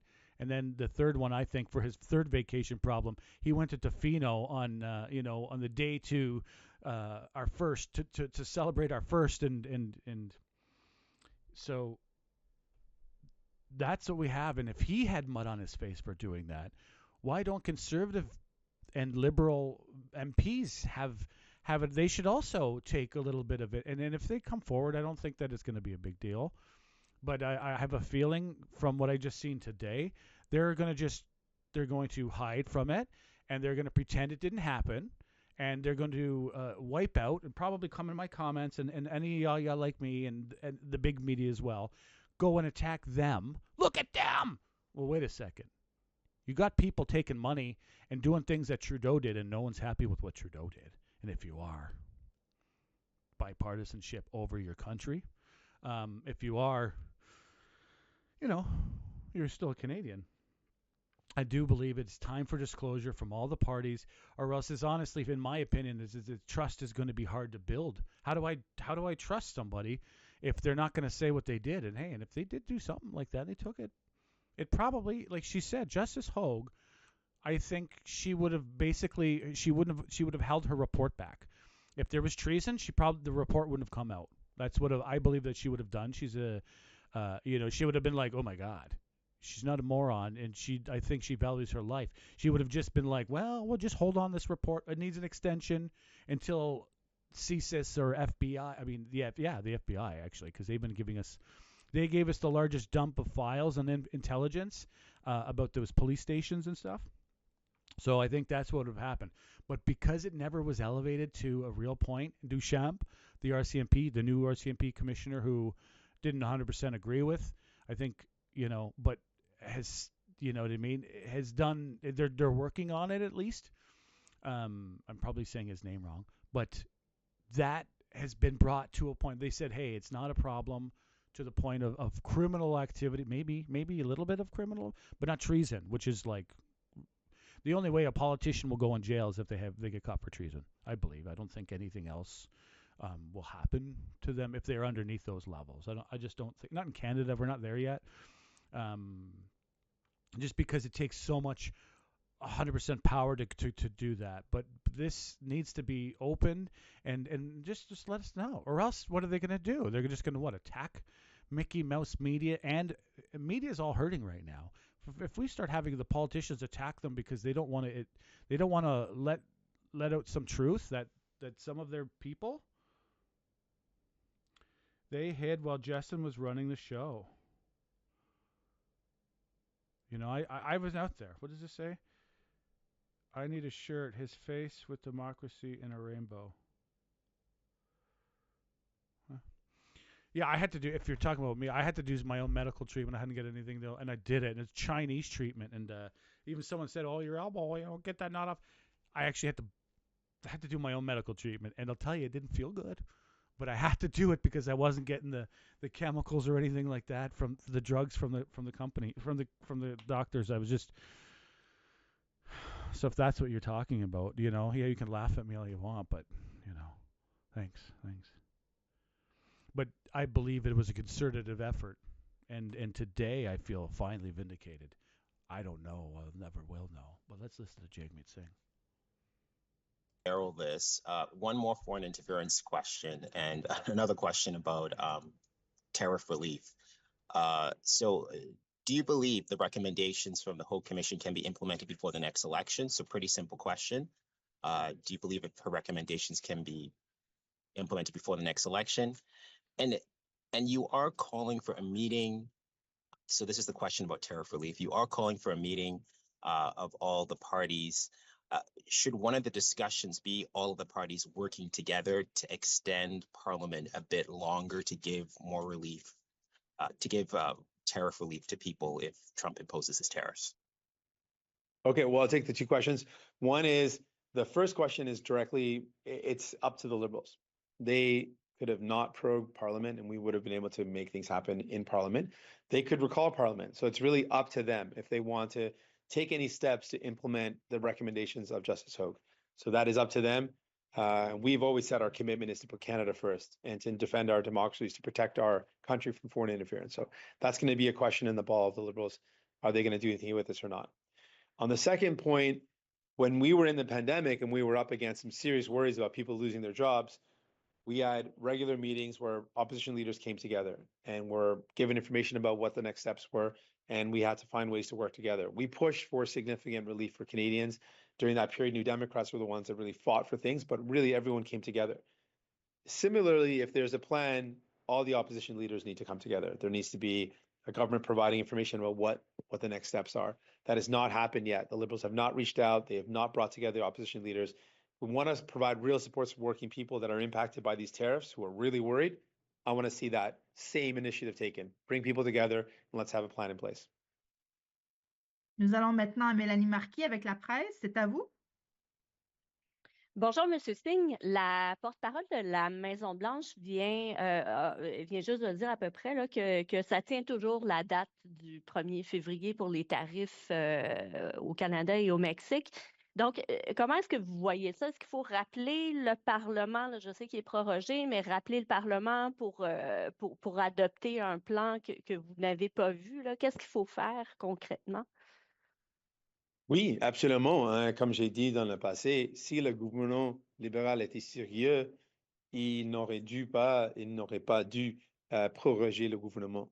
Mais c'est leur décision de faire ça. Maintenant, s'il y a un plan pour aider les travailleurs qui ont peur maintenant, qui ont peur qu'ils vont perdre leurs emplois à cause de ces tarifs de Donald Trump, on doit avoir une réunion avec les chefs pour faire cette décision, pour prendre cette décision. Donc, le gouvernement, jusqu'à ce moment, n'a pas appelé une réunion. Ils n'ont pas partagé les détails avec les chefs des partis d'opposition. Donc, s'il veut faire quelque chose, il doit commencer tout de suite. OK, mais est-ce que ce serait faisable sans qu'une motion de censure soit adoptée? Est-ce que vous seriez prêt à faire ce compromis-là, dire, OK, on voterait sur un plan, mais on exclut la possibilité de voter sur une motion de censure? They're speaking French. I'm going to skip past the French just for you people. Sorry. Legislation forward, but could you see that happening before moving? That would involve tabling a new bill and bringing legislation forward. But could you see that happening before moving a motion of non-confidence? Well, again, this is about the Liberals. Like, they can make that happen right now. They can make that happen before we get to a point where we need to table confidence votes. Confidence votes are scheduled soon, and I've said I'm going to be voting against the government. But the government's serious about this. They could bring in legislation earlier. They could take steps right now. They could put forward a plan to address the recommendations of Justice Hogue right now. I have not seen that plan. I've not seen that initiative. The ball is really in their court.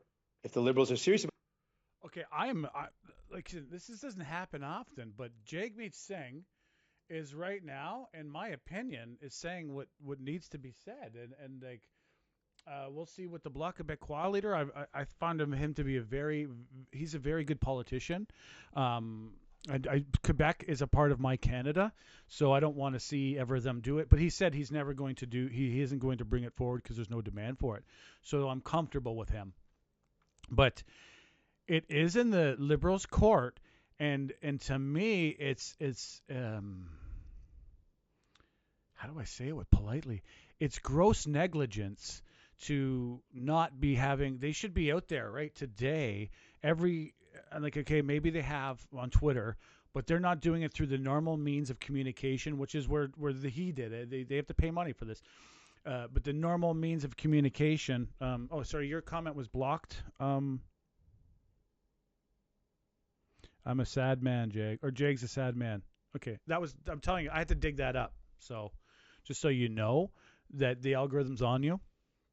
It's aware of your commenting, and I dug it up for you. Don't worry. But the Liberals are having gross negligence by not coming forward and speaking about this issue that's been going on. That literally, Trudeau, when this first came out in the media, he called Fife racist. He called the media liars, right? And then more leaks came out. They denied it, and then they put two different justices that were too close to the government. Now, some people say Justice Hogue was too close to the government. Maybe, but she did a fair report. She did her job. I think she's not an idiot. She's seen what happened to the last two and was not going down that road. She did a fair, I think, assessment. And his point he just made, and this is where I agree, and whether you care or not, I don't care. It is incumbent on the Liberals. She said, okay, it's incumbent on the Liberals to return to Parliament, at least to do these 51 actions. Now, she also said this, and this is one thing that why they need to get a statement out there. Justice Hogue, so she's smart. She's really smart. So she said some of these measures don't need government to be brought back for these measures to be put in place. So she even said, hey, I'm not demanding in my 51 recommendations. She was smart about her recommendations. She said, hey, even if the government, for whatever reason, doesn't get pulled back, they can do some of the things I've asked in one of my 51 recommendations. Some of these recommendations can be done without the Parliament back in house and a new elected, right? You know what I mean? Because a new government, whoever the new government is going to be, is most likely the one who's going to implement these things or not implement them. We'll see. But she said it to the Liberals right now. They can't sit on their hands on this one because she even outed them and said, hey, some of these things, sorry if I'm yelling, some of these things can be implemented without Parliament. And what did we get? Silence by the Liberals. So far as I can tell, remember I'm here with you and we're discussing it, but there's been nothing said. I don't know. We're gonna check this out as soon as Jag's done. I think he only has a minute left, but they should be out there speaking about this, saying what are they going to do? Those recommendations that Justice Hogue said that doesn't need Parliament. Maybe she's wrong. Maybe, you know what I mean? Maybe the lawyers get into it no, we'll need to have Parliament to implement this and that. Or maybe we should get consensus with the parties, which I think is what Jag said. The NDP, the Conservatives, and the Bloc, and they should get it like the NC COP, get a team together and say, okay, how do we implement these recommendations? Because every single one of our parties believes in Canada over any foreign interference. I don't know. It's not a big demand. It's not a big thing.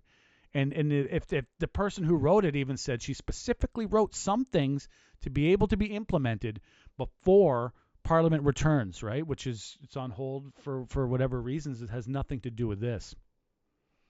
But this would have been, if they didn't prorogue and the Liberals weren't in power, right? Or like Trudeau didn't resign, this would have taken the government down. This would have been, I believe, the biggest thing because she said black and white that they didn't do his job. And Trudeau told everybody. He knew the truth, and he called the Globe and Mail liars. It would have taken the government down.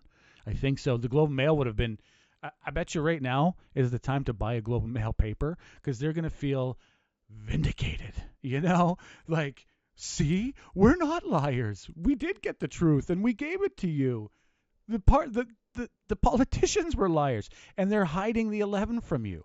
I think now especially, again, I'm saying this, now especially, the 11 need to be mentioned because they need to come forward on their own accord and ask for maybe extra. I don't think it's a big deal now that it's not to the point of treason and no one's expecting it to that level. Of course, they'll probably get horrible Twitter things at them, just like I get all the time. You know what I mean? Maybe they get nefarious things, but nothing to the point where I think anyone's going to want to go out and protest over this. Not that I would ever recommend a protest, but it's down. She brought it down to the level of it's the news can take care of it if they do their job. And I'm not saying I'm news like CBC, CTV, Global News, Hill Times, National Post, Globe and Mail, Toronto Star, Toronto Sun. These people, that's a big right there. And I'm probably missing Black Ops Reporter. These entities can handle it now. First of all, they're the ones who made the story. Well, they Fife and Global too. I'm not sure the people's name over there. That's why I'm not saying it. But they brought it to us, and the government's called them liars. Now, Justice Hogue, or Justice Honourable, says no, they weren't lying, and she put it back in their court and said, hey, you guys, she believes that it can be handled through them. And she also recommended that the government has a spokesperson about this. Just first of all, let us know. We know what happened. There was some YouTubers who got captured by foreign entities paying them like exuberant monies. Hey, and I get these messages. People get messages of like, I just don't, I don't really respond, and I speak my mind too much. So I think maybe I could have been entrapped in this if it's like, holy, that's a lot of money. Well, I'm pretty good. I see that, hey, there's a lot of money that some people can make through contracts, right? But they were caught. They were caught red-handed taking money from a foreign entity that was the KGB or the FSB.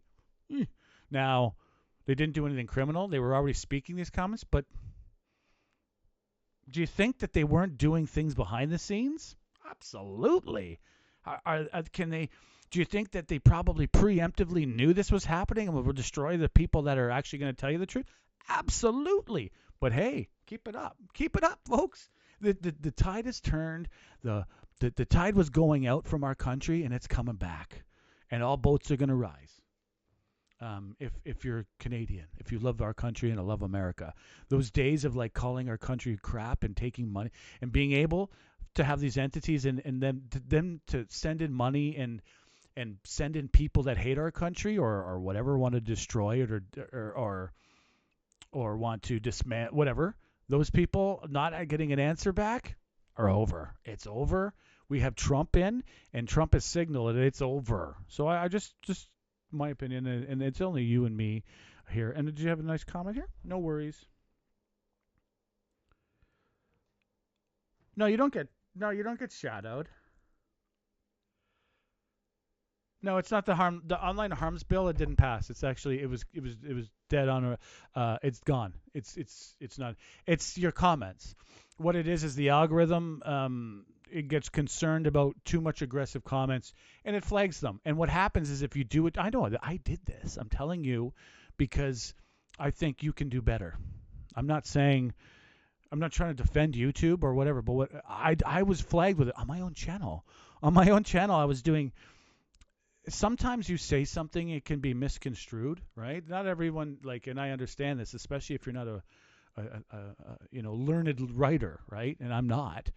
So you say something and it could be misconstrued, and if that happens a bunch of times, the algorithm will just it'll understand that this individual is probably something to be monitored, and they hit you. They don't hit you. They just silent your comments. And if you don't have a YouTuber that pulls them out, well then and it's not the channel, it's wherever you go, right? Your number and everything. It's they got it right. I guess they did. I got doxxed.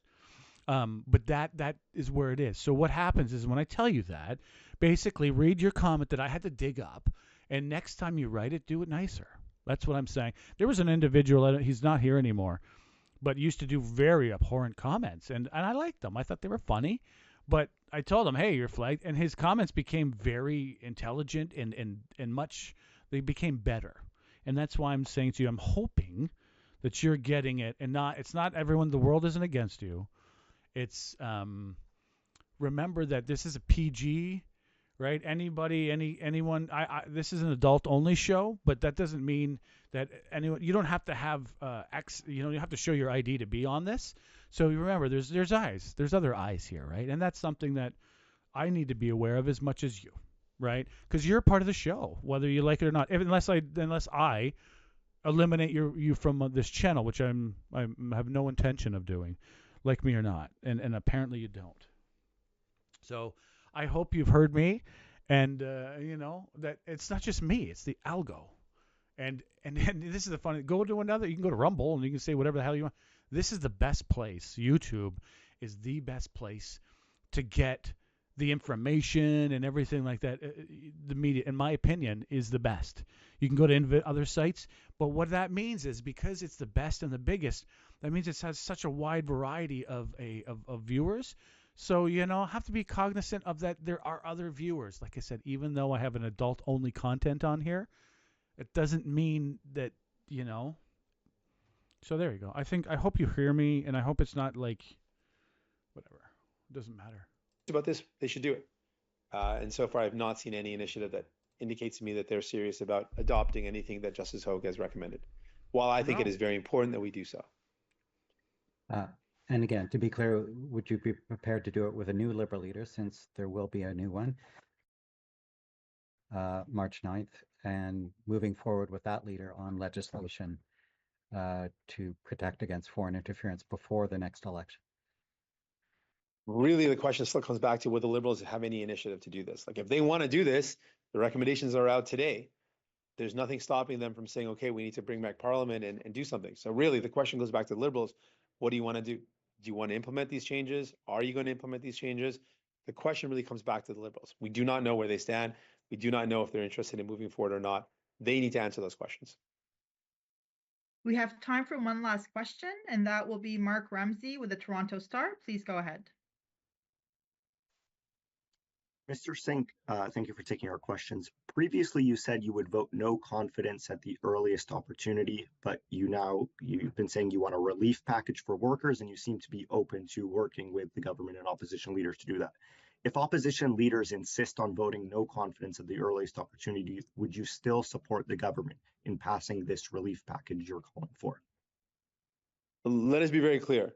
There is nothing on the table right now. There is no plan on the table right now. There is nothing presented to me. There's nothing presented to opposition leaders.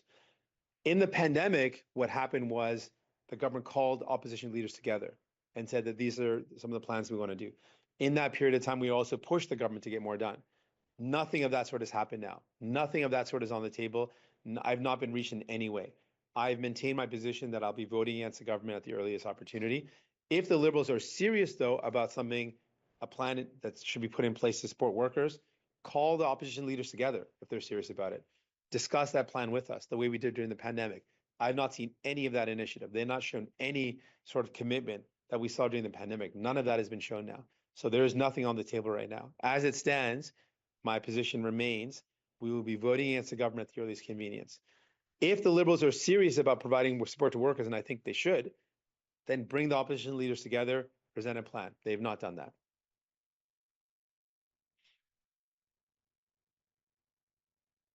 Thank you. And can you say what exactly you want to see in this, in a hypothetical relief package for workers? You mentioned EI changes. Is there certain sectors you want to see support for? What exactly do you want to see in that? Yeah, I can outline some of the elements of my plan. First of all, some of the elements of a plan that I would put in place if I was Prime Minister would be similar to what we raised during the pandemic. We saw many of the initial plans put forward by the Liberals help the business, but not actually help the worker. And governments or businesses were able to take support without any guarantee that they would not lay off their workers. That cannot happen again. Any support that goes has to be tied to employment levels, maintaining the same level of workers, keeping their wages in place, keeping those jobs in place. There needs to be strict rules in place that if any business is going to get support, that it has to be tied to workers. I want a worker-first approach. Workers should be supported. And if a business needs support to keep those workers in place, we need to see strict strings attached and rules in place, like I called for during the pandemic, that any amount of money that goes to a company has to be tied to the workers that are supported, tied to the workers' wages and salaries being maintained. So that's a really important element. We know in this particular challenging time that there are certain sectors that are tariff sensitive, that are going to be impacted by tariffs as imposed by Donald Trump on February 1st. So let's target those industries and those sectors to ensure that they're getting supports and those workers, most importantly, are getting supported. That's some of the elements that I would put forward of a plan. A worker-centric plan that supports those impacted and ensures that there are strings attached so that the help goes to the workers and doesn't enrich the pockets of CEOs or shareholders, doesn't result in dividends being given out. All of that has to be avoided at all costs. It has to be a worker-centric plan. So this concludes our press conference. Ceci conclut notre conférence de presse. Thank you very much. Merci beaucoup. Merci. Thank you. Okay, good timing. That was really good timing. Okay, so okay, people don't agree with Jagmeet Singh, I guess. At least the comments that I have here.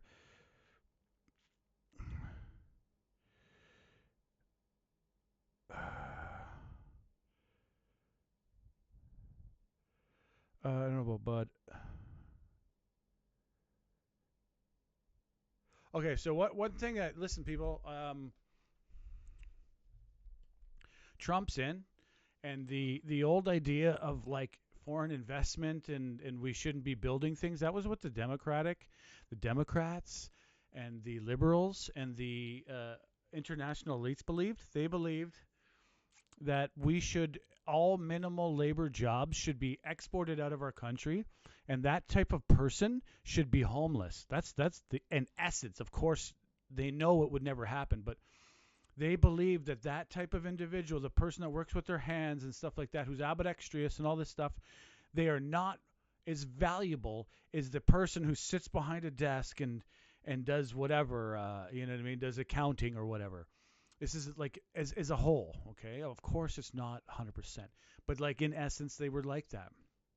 That's over. Now we have Trump in, and Trump made all of his money by the people that made things, buildings and developments of property. You know what I mean? That the largest amount of earth that happened is the last century. We've moved a lot of dirt around, and Trump, that's what he understands. He understands that, whereas the Democratic, and not necessarily, it wasn't under just Biden, but Biden's the people around Biden and the people that were leading his party, and you know what I mean, the you know, the international idea.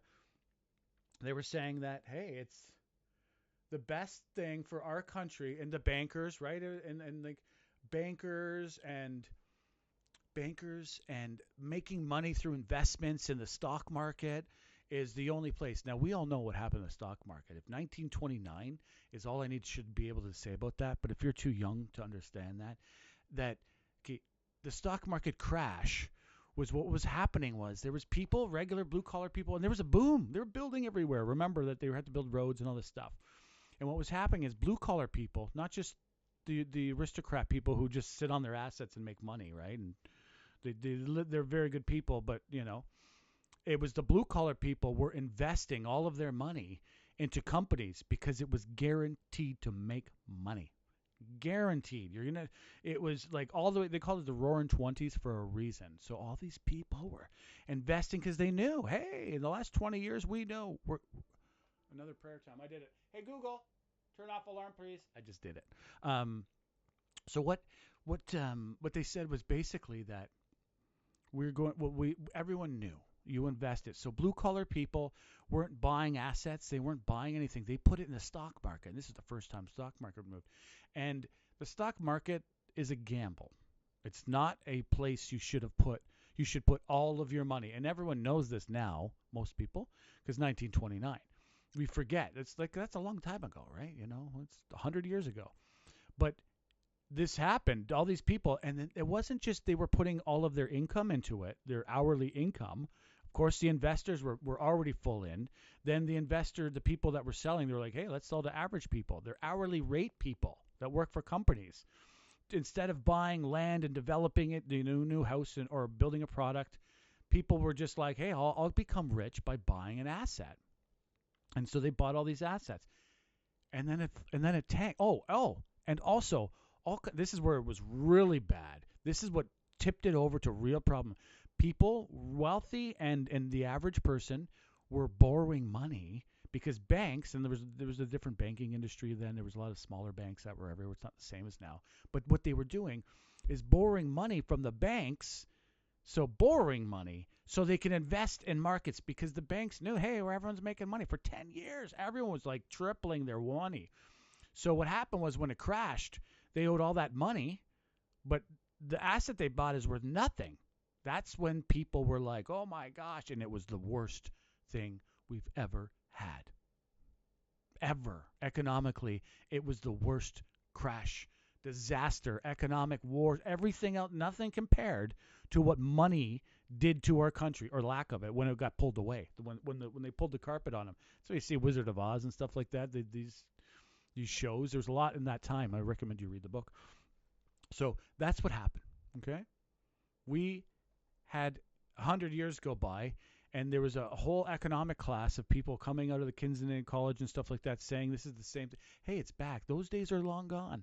Invest only into the market and invest into other countries' markets, other countries' businesses, not into tangible material things that money all of a sudden gone. If the money goes to nothing and you invested all of your money into buying 1 billion of these clips, right? You bought 1 billion of these clips, you invested. Oh, they're going to go up in money. The government tanks, you still got something, right? Where if the stock market tanks, you got nothing. And I'm not saying don't invest in the stock market. Don't invest in a foreign country's investment. But that should be money. It's like the gravy of your money, your creme, not borrowing money that you don't have and to put into it. And that's where they were being pushed. And I don't think we went too far. I think that everyone knows you make money in the tech stocks, except until yesterday. What? They lost the largest amount, NVIDIA lost the largest amount yesterday. If anyone watches my channel, I was a little bit warned about it. DeepSeek made a better, cheaper AI. It doesn't need as much chips, to make it. And so that really hurt NVIDIA. Now, it'll go back, I believe, because that's just a piece. To make robots is lots of chips, and NVIDIA is going to be making the newest chips.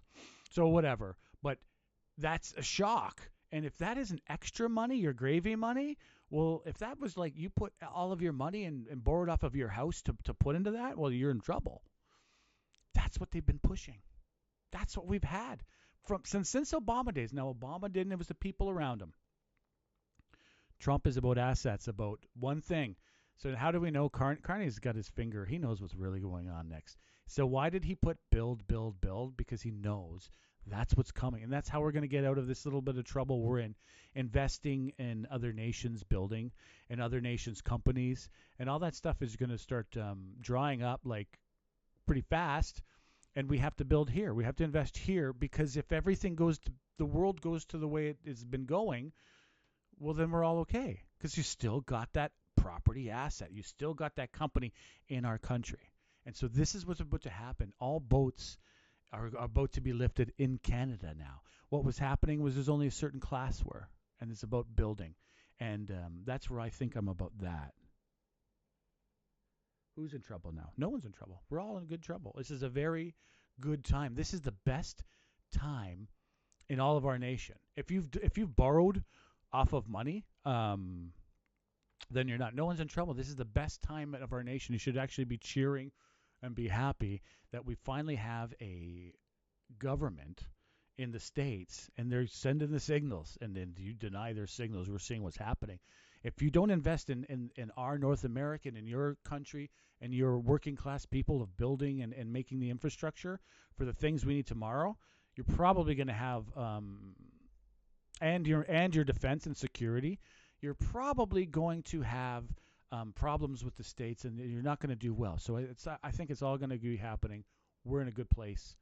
And they got the signal. Carney, who is like the most of that invest in stuff attitude, don't worry about it. Taxes are good. He said taxes are good at one point. What do you mean? living taxes. They're not good if you're like paycheck to paycheck. Inflation is crazy on you. He's not even saying that anymore. He's saying build, build, build.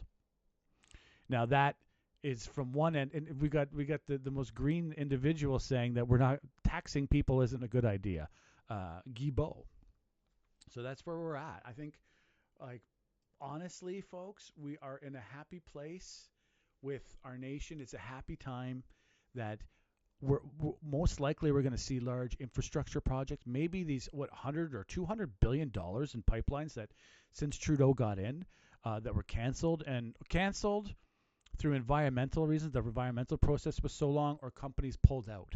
Most of the time, the companies decided, no, we're not going to invest. This is too much. The system is too rigorous and it's taking too long. So that's like now it'll be 500 billion because of inflation. 100 billion, 100 billion of investment that has gone. Most likely, it'll be back. It'll be back as soon as we get a new government in place. And that doesn't. It can be conservative or liberal. Both of them are going to say the same. I don't know what the conservatives are saying, to be honest, but I'm sure that the conservatives are saying what Premier Smith is saying. Build, build, build. I like the way she called it. It's so funny. It makes me laugh every time I think, build nothing, nowhere bill. That's what the environment bill was, right? And it was so build nothing, nowhere bill that the company that was doing they called it the Transatlantic. It had another name before. The company walked away, and the government knew that would have been the end of Canada and Alberta. They would have been wanting to separate if they didn't buy it, and they bought it at a rip-off. They got ripped off, but they had to buy it because they didn't buy that like we would have been a real big problem. Now, 18% of our oil is going to that side, that coast. Now we need to do more of that because America is about to get their own oil. They ain't going to need oil. Today they do, but tomorrow they're not. They're not going to need it because they're going to get their own energies from their own in their own places. Trump has opened up parks. He's opening up. If they get Greenland, they got enough oil there. They don't even know how much oil is there. But there's no. I think it's because the countries are fully aware of the oil that's there, and they're going to open it up. There's going to be development in Greenland. If you like the cold, start thinking Greenland. It's the place. And I believe that Trump already has it because the Danes can't actually afford it. He's doing a good hoopla about it, but it's an inevitability that has been in the works since 2019 with this premier, the Danish premier. They've been fighting it. The Danish have been fighting it, but it's the only way it has to go forward because the Danes are a small country. They're not an expanding country of economic force or power in any shape, way, or form. They can't afford to keep Greenland and to keep the security of Greenland. They just gave away their weapons to the Ukraine. A lot of them. They can't keep the security there. They can't develop the Greenland, right? Now they're going to put a lot into it, but it's going to America. America is going to expand for the first time in of course, I think in all of our lifetimes. I don't think, no matter how old you are. And so the first time in my lifetime, it's going to expand. They're going to get their own oil. So we have to double quick time, get these pipelines to Tidewater out of the Pacific and to the Atlantic. They need that. We need to get them both ways because the world still needs power. And Philippines is a great example. It's like multiple islands, beautiful country, just one of the most beautiful, beautiful, beautiful. Indonesia, same thing. Lots of islands. They don't have oil over there for whatever reason. There's none of it. There's no development for oil. I don't know why. I can't tell you why. But there's no oil. There's no development. It can't actually happen. So they'd have to start building nuclear power plants, and they'll have to get the technical warehouse. We're talking years and years and years, 20, 30 years to get it. And by then, when they figure that out, there most likely will be a new way to get power that isn't potentially disasters like what happened in Japan, right? Fukushima. Right? They don't want to put these things in their country. And when it's islands, it's very difficult. Oil is a better one because oil is you just put it there and you just burn it and then there you go, you got power close and all those separate islands. So, and these are just two countries. Both of them are in the 100, 200 million people. They want our oil. They've been asking for it. They're actually screaming for it right now. And we have the Trudeau government that's ended the demand out of their environmental assessments. And it's not that they made the environmental assessment more stringent, well, they did, but they also made it take so much time, and the approval process not very sure. So a company can't look in the future and say, oh, we're guaranteed to get it. It's just going to take this long. What they've done is they've made it as the companies don't know. They're like, in 4 years, we may go through this, and then you're going to deny it. So companies don't like that. They just decided they're not going to invest. The new Carney, who most likely is going to win, and then obviously the Conservatives are going to open this up. We're going to sell our oil and gas. Natural gas looks like it's happening. I don't I'm obviously, I believe that these are the signals that have been sent.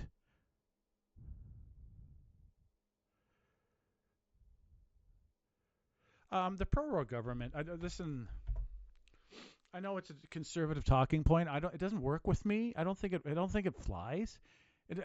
Personally, I think get a better argument is what I'm saying.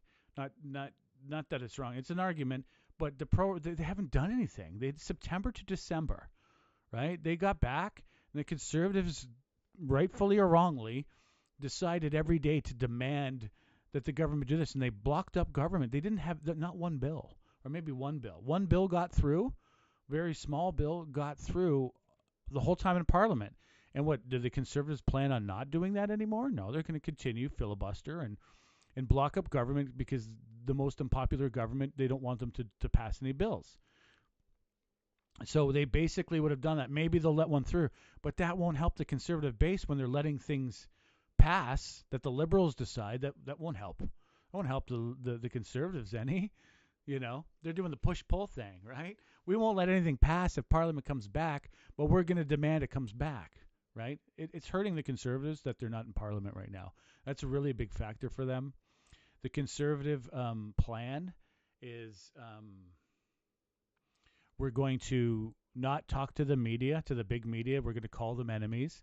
Like it's very Trumpian, but Trump said, no, I don't like the media. He fought with them and then went on them and gave them every opportunity to speak to him. So he fought with them as he talked with them. So this isn't the same idea. It's more of a Harper idea, I guess. But the Conservatives need Parliament for question period. And, they eliminated channels like me, wouldn't talk to me all of a sudden, So whatever, you did it to yourself. You ain't going to get me to toe your line, you know what I mean? Like, they need it, and they don't have another avenue. They have no way of speaking, so they're going down in the polls. Where the Liberals are going to go up the polls because all of their candidates, it's Ruby, I want to call her Ruby Tuesday, Ruby Dalla. She's very media savvy. She's super savvy media. And she's coming. She looks like a conservative more than any of them. She looks like she should be a conservative, and I shouldn't be talking so high. Then Batista, not doing too much media, but he's doing he's raising the Aboriginal vote. He's getting them. I don't know how much work he's doing behind the scenes, but he's at least stirring up, like APTN, which is a TV show. To APTN is the native. It's an awesome television station. They're honest, right? They're on this Batista. Gould is stirring up the youth, which is basically went to the Conservatives. Freeland is basically taking the old guard of the Liberals. She knows everybody and all that. And then Carney is doing media. He was in Rebel News. He got barrage reported the other day, and he was on Rebel. Walking down the street by himself, he looked like average Joe, right? Average Mark, right? So they're raising, just because they're out there, they're raising their profile. Whereas the Conservatives are not to be seen because committees are done. There's no committees going on right now. There's a lot of work in the committees, and they're not doing big media because they just, they'd have to tack different. Pierre this last week has been doing interviews, but today I'm going to look right now to see if there's anything from the Conservatives. Unbelievable to me that I'm actually I don't understand, to be honest, why we have no Conservative speak on what has been going. The only Conservative that came out there today is Dougie Ford. I shouldn't call him that. Premier Ford. I don't know him in any shape, way, or form. And I like Crombie, to be honest. Ford is good with business. I'm not, but I do like the Liberal candidate. I don't know if she's ready. I don't think she is, to be honest. Not to say anything against. It's just that's why Doug Ford is calling the election now, because she's gonna be ready and she's going to be a force, and he has to do it now before she's got her team together and everything, right? And so him calling it now is a very good political savvy. And he's got, and he's I think he's been holding on to these, infrastructure deals. The Ring of Fire, it's what I've been complaining about, to be honest. I'm like, got this Ring of Fire. The Liberals for 10 years, they wandered with it for 10 years. And the company finally decided, okay, whatever. They said, we're going to. And then they get a Liberal minister who's a federal one, but not provincial, said we're not going to build any more roads. So that's what they did. This American company was going to put billions of dollars into our industry. Yet another project they just basically canceled from not building the road. Now the road, just for the mines, could have been, someone can be complaining. I could understand why people would be like, you're only building this huge, very expensive road. But Doug Ford sold. I was already sold on it and pushing for it because the critical minerals. I'm sorry, I'm talking too fast. There's 51 critical minerals. There's a critical mineral plan that Canada has, and this is a very big part of it, right? And this is about us building the future. You can't build the future without the materials of the future. 80% of these critical minerals, before they had a plan the last 2 years ago, is all by China. PRC. So if there's an economic problem we have with them, most likely Trump will be, if it goes in the direction it has been, well, then germanium. China has said they're not allowing their companies to sell to us. Now we're getting the germanium, but it's very difficult for our companies to get germanium. And germanium, it's one of the 51 critical minerals that our government has decided. Actually, I'll pull it up for you right now as I'm talking so much about it. It's a plan that should have been done a long time. And the road, the highway to build up there in the government's defense, the Liberals and in Doug Ford's defense, is not an easy road to build. Like, this is a very big undertaking. It's through muskeg. If anyone knows, it's like basically swamp bogs. It frees up, and so when it freezes, it expands water. It expands 1.5 times, so it expands huge, and then it contracts. And we don't 100% have all the technologies how to build on this very well. Like, we know how to do it, but how to do it without major maintenance work. There's technologies that need to be invented to make it better. It's something that we can just put dirt down and pile it up and fix it. And yes, of course, these things can be done, but most likely the way we're going to work is we're going to invent new technologies as the road is being built, and there'll be new sections of road. They'll have test ground and stuff, so we can really build this stuff as maintenance as it becomes a problem and a cost. Heavy trucks and stuff like that. Where's my mining file?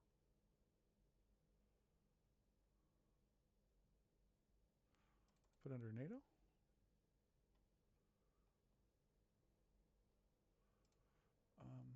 I'm sorry. I'm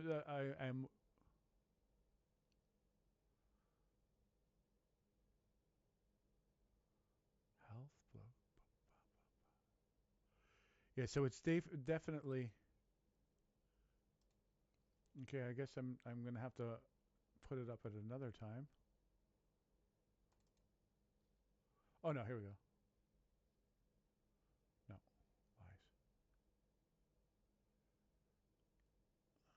No, lies. Some funny pictures.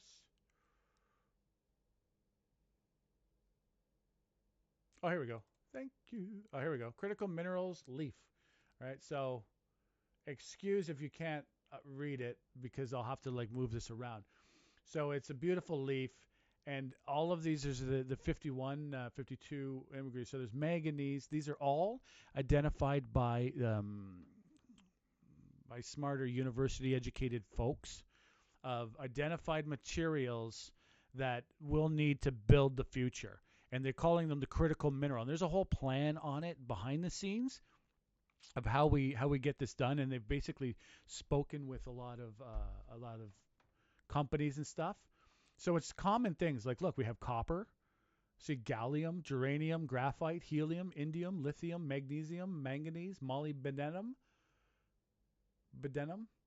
nickel, niobium, copper, cobalt. Copper and cobalt, these are common ones already known. It's chromium, we know that.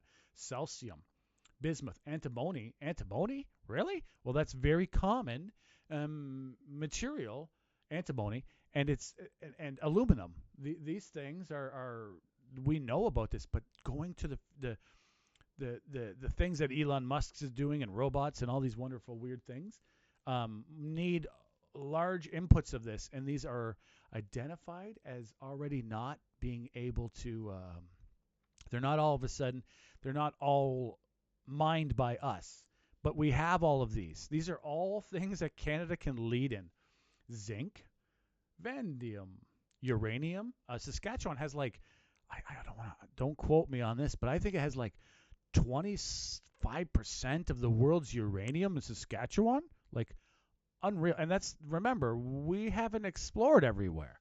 Very large. So this is something that we should be like the world leader in. No country comes close. And you can see how they've broken it up, like what wind turbines and defense technologies need, batteries, what they need, the aerospace catalysts, so tungsten, titanium, tin, thorium, tellurium, tantalum. I don't know what tantalum is. It sounds kind of neat. Potash, another thing that's in Manitoba, Saskatchewan. Saskatchewan has a huge, there used to be 2 companies, but now I think it's only one. Potash resource there. Just unbelievable. Potash is for growing things. Rare earth elements. There's something going on in the Yukon. They have a pilot project on how to do it clean. The problem with rare earth elements is that, like it says, it's rare earth. You need tons and tons of rare earth to get 1 gram of rare earth. So it's very hard on the environment because of just that. You have to move so much, sift through so much stuff to get so little. But now there's something happening in the Yukon. They're doing a pilot project. I don't know how far they are about making it clean, and it's very, very high technology apparently. Scandium, platinum, group metals, of course. Nickel, and I think we did all that. Okay, so there we go. There is a wonderful, this is the plan that's been started. As you can see here. I can put this in the background. This is the plan that Canada has started to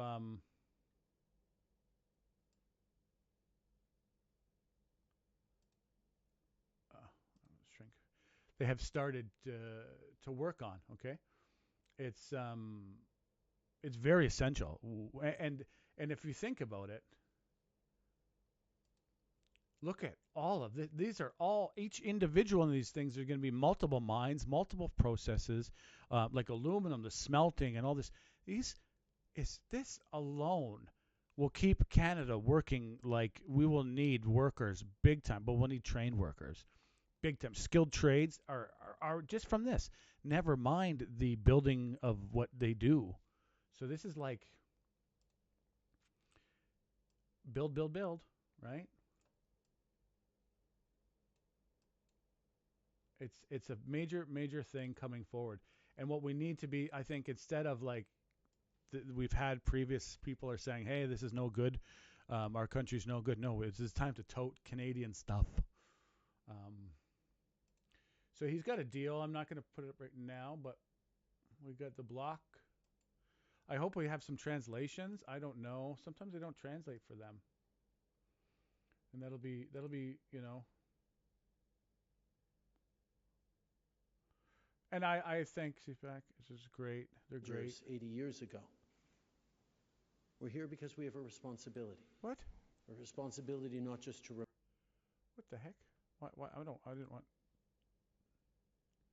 This is from a long time ago. What is this? Come on. Oh, yeah. Okay, the Bloc Québécois leader, please. Bonjour. Alors, écoutez, je me suis pris quelques notes parce qu'il y a pas mal de choses dans l'actualité en général, mais dans la lecture qu'on peut faire du rapport de la juge Hogue. Je nous rappelle d'entrée de jeu que le Bloc québécois a largement contribué à définir le mandat de la juge et de... Okay, I'm sorry. There's no translation. He didn't get the translation for whatever reason. So I'm going to skip it till I think he's going to do an English, or at least the questions will be forcing him to go English. I'm totally cool that he does French. I'm just disappointed because I think he's been one of the his arguments have been very well thought about for the last few years. You know, and it's unfortunate that he's a Bloc party. I wish the Conservatives would recruit him. Damn it, I've been saying this for a long time. They should be trying to bribe him with like $1 million. I don't know, like, and I think, yeah, I'm a fool. Oh, okay, here we go. All right. He does quite a lot of English.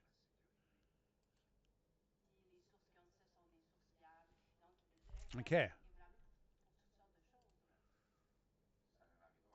Jamais d'être indirectement à la tête d'un service de renseignement ou de sécurité. Mais ayant autour de moi, le cas échéant, un cabinet,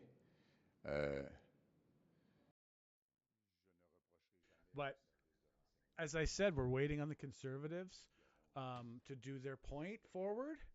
We're waiting on something to happen with the. My hair's a mess. Okay, here we go. English. Idiot is an expression which, thanks God, I did not create. And do you des informations qui auront une incidence sur la sécurité du territoire et des gens dont je suis responsable. Here we go. What did you mean by useful idiots? And do you think such MPs should be thrown out of Parliament? Useful idiot is an expression which, thanks God, I did not create. It is used by those in the intelligence services who describe people who unknowingly are being manipulated through soft spying initiatives, having a drink tonight with a beautiful lady, or being received in a much larger room than what you needed when you traveled around the world, or whatever like that, which makes one too comfortable and available or inclined to speak too much, to help people who shouldn't be helped. They are called useful idiots, and they are not criminals. They are somewhat idiots. We have to protect ourselves against those who are a danger. Either they do it purposefully or not. This is why Mr. Poilievre should get the security clearance and make sure, contrary to what has been read and said, make sure that there is no one in his caucus or within his candidates whom should be described as somewhat useful, if not idiot. Get your thoughts on something else. There's talk today of the government presenting a bailout package for people affected by tariffs, by American tariffs. Would you support the government in the House of Commons if they were to present such thing? I see no way I would support any astuce of the government. I believe that the intention would be to create a context in which the government would get 1 week, 2 weeks, 3 weeks, and then they remain there longer than supposed, through hell in terms of parliamentary work. If the Liberals want things to become clear and want to help people, they should simply start the election sooner. Nothing prevents Mr. Carney or Mrs. Freeland when this person is selected as the leader of the Liberals, to say on March 10th that we are going into election. We have improved the situation by 2 weeks, but I'm not getting into any tricks. Même s'il faut aider les travailleurs de l'aluminium au Saguenay, par exemple, vous voteriez contre.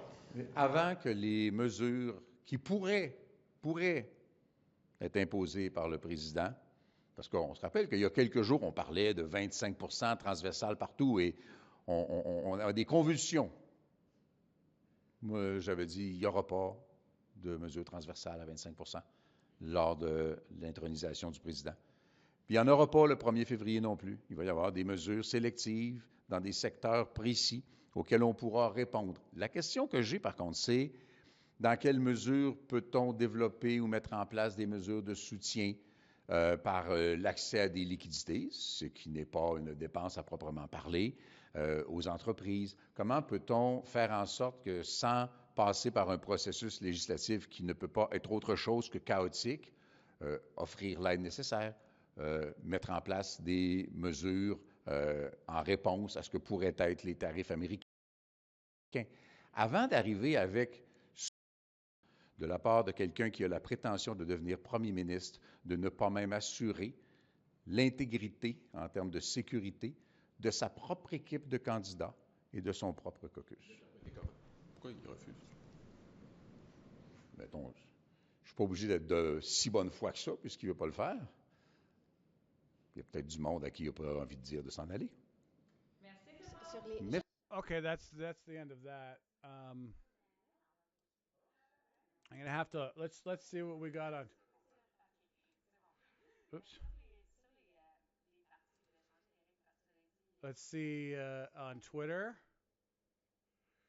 Those are the press releases. So there's nothing. Very surprised. Okay, so Trudeau did something as well today. He made a nuclear deal. Why didn't it go to the right person?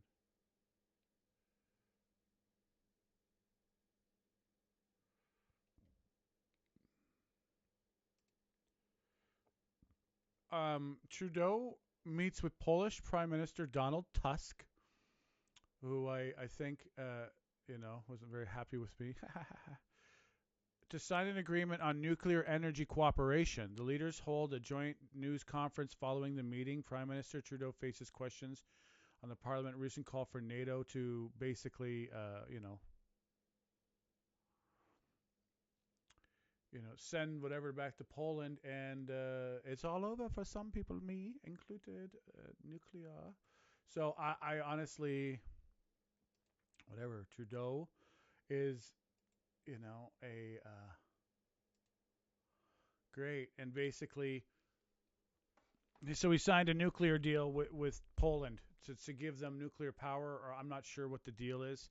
Not a big fan. I personally am not a huge fan of nuclear.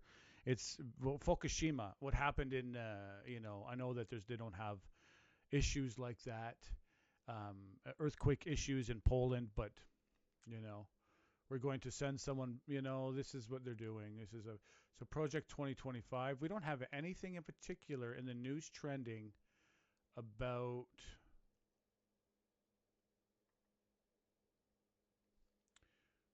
no conservative. So let's see. I hope PR. Oh, wrong one.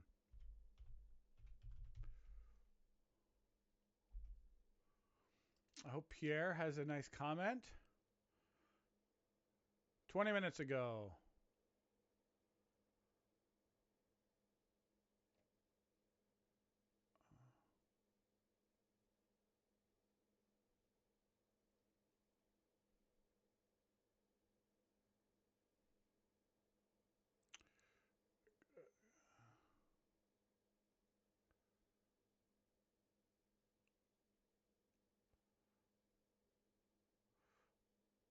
I honestly don't know. So this is about clean subsidies. Carbon tax. Carney has plenty of friends in Trudeau's cabinet. Yeah. It'll be stacked with the same Trudeau loyalists that doubled housing costs, double food bank use and doubled all these hard Carney. Okay, so that's what they're talking about.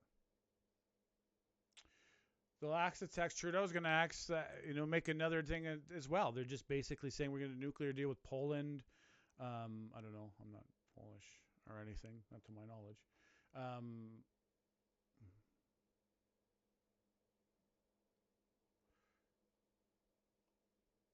I got to click on it, and more projects completed in Canada, more money in your pockets. That's common sense. Okay, that's what he's saying. That's the French one who's coming out, and that's it. It's time to be building these 51 minerals. He doesn't have anything to say about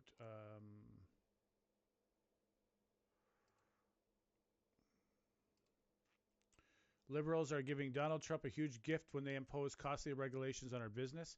More bureaucracy equals lower wages and higher prices.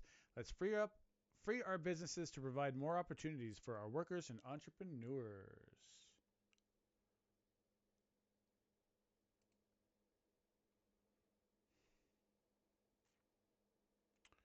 Yeah, this is it. This is what we have. Here's your leader. The thing that took 15 months that basically made a prime minister resign, but he's still doing deals like nuclear deal with Poland and what the first of all, I don't think he has anyway. It probably may be a good deal, but I personally do not think he should be traveling the world doing deals that may not be signed. And hey, maybe but be signing deals with countries on anything. He resigned from the Liberal Party because he has an untenable leadership. Untenable. He's no longer and he's out making. Maybe the deal will be a bone to Canada. Maybe not. I don't think you should be leaving the country to do deals. I don't think that. I think you should be in Canada, worried about the tariffs, like Pierre is saying. Even like this is to me, this is unbelievable. What are you doing? Why are you in Poland? Why is he in Poland? If that's the, I'm sorry, I'm yelling. Well, why is he in Poland? What is he doing? Nuclear deals with other countries, and is it signed deal already? Oh, come on. This is an unbelievable. Okay, let's see what the Liberals have. Okay, let's say what Carney has anything to say about this. Probably nothing. Nothing. Right? Time to build. 2 hours ago. Spend morning at a local favorite with Mark Sutcliffe, talking about Ottawa's role in driving growth and tackling Canada's big challenges. Okay, Sutcliffe is great. Okay, great.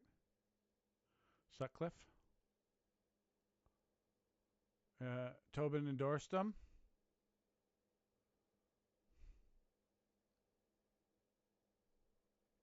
Nothing. Freeland. She was a part of the government. This is welcome. Welcome. Hey, like I have confidence in the government, especially now that Justice Hogue has finally come up with a 15-month report basically saying, hey, we don't need to worry about it. And what we got? So January 18th, that's 10 days ago, 1 hour ago. Okay, Ahmed Hussein has joined the fight. Fight for Canada. Oh, okay. Hey, we got one.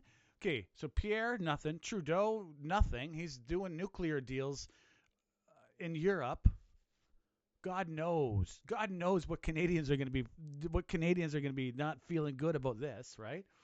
But here's Christie. She at least put a statement forward, like leadership leads. I shouldn't be talking about it, and it shouldn't be up to Justice Hogue leading it forward. This is like today the Foreign Interference Commission released its final report, which states that more serious action is urgently needed to protect our democratic institutions from foreign influence. I welcome Justice Hogue's recommendations. A government led by me will take foreign interference seriously. This is Mark blew it on me. We will never risk our national security for political gain. At least she's just, this was like tore down the government. They went to an election. They didn't go to election, but they basically were, an ineffective government as soon as these lies came out. Trudeau called the media liars and racists. The Globe and Mail, of all the papers, the Globe and Mail are liars. And the Toronto Sun, the Toronto Star, all these papers were liars and racist. Like, fucking. And now he's in Poland doing nuclear deals with Tusk, who is like he has no use for the Liberal Party. But so this is most likely the case. He's giving Tusk a great shiny deal because why would he be flying over to Poland for some nuclear deal and doing a press conference, right? No one was asking for it. There was no talk about it until today. So he's doing some fucking deal with a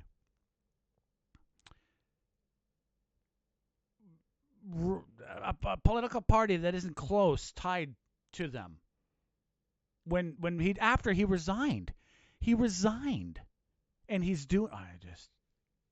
Why isn't we didn't even hear about these deals?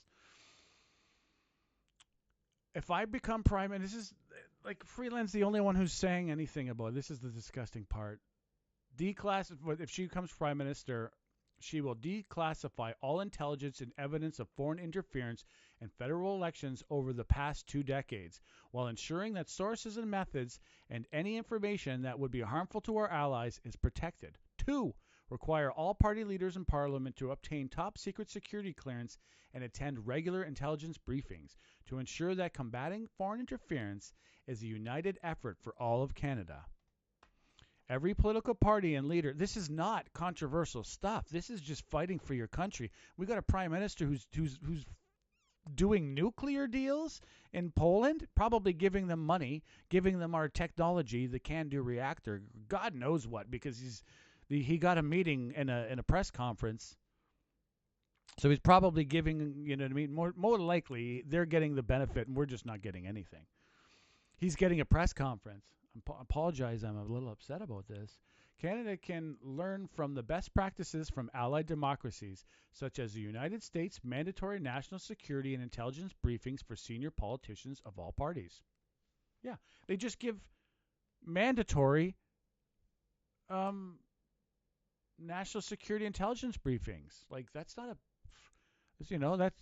like, why aren't they getting it now? Remember MP Chong? They were targeting his family. They were doing all kinds of things against him, like here and overseas, and he didn't even get the briefings till like 2 years until the media. Sorry for yelling. Until the media. I'm gonna get a little bit bigger here. I know there's only just you and me, 2 people here, but until the media. I got to make this a little bigger for you. As you can kind of read it. Until the media came out with all of the information.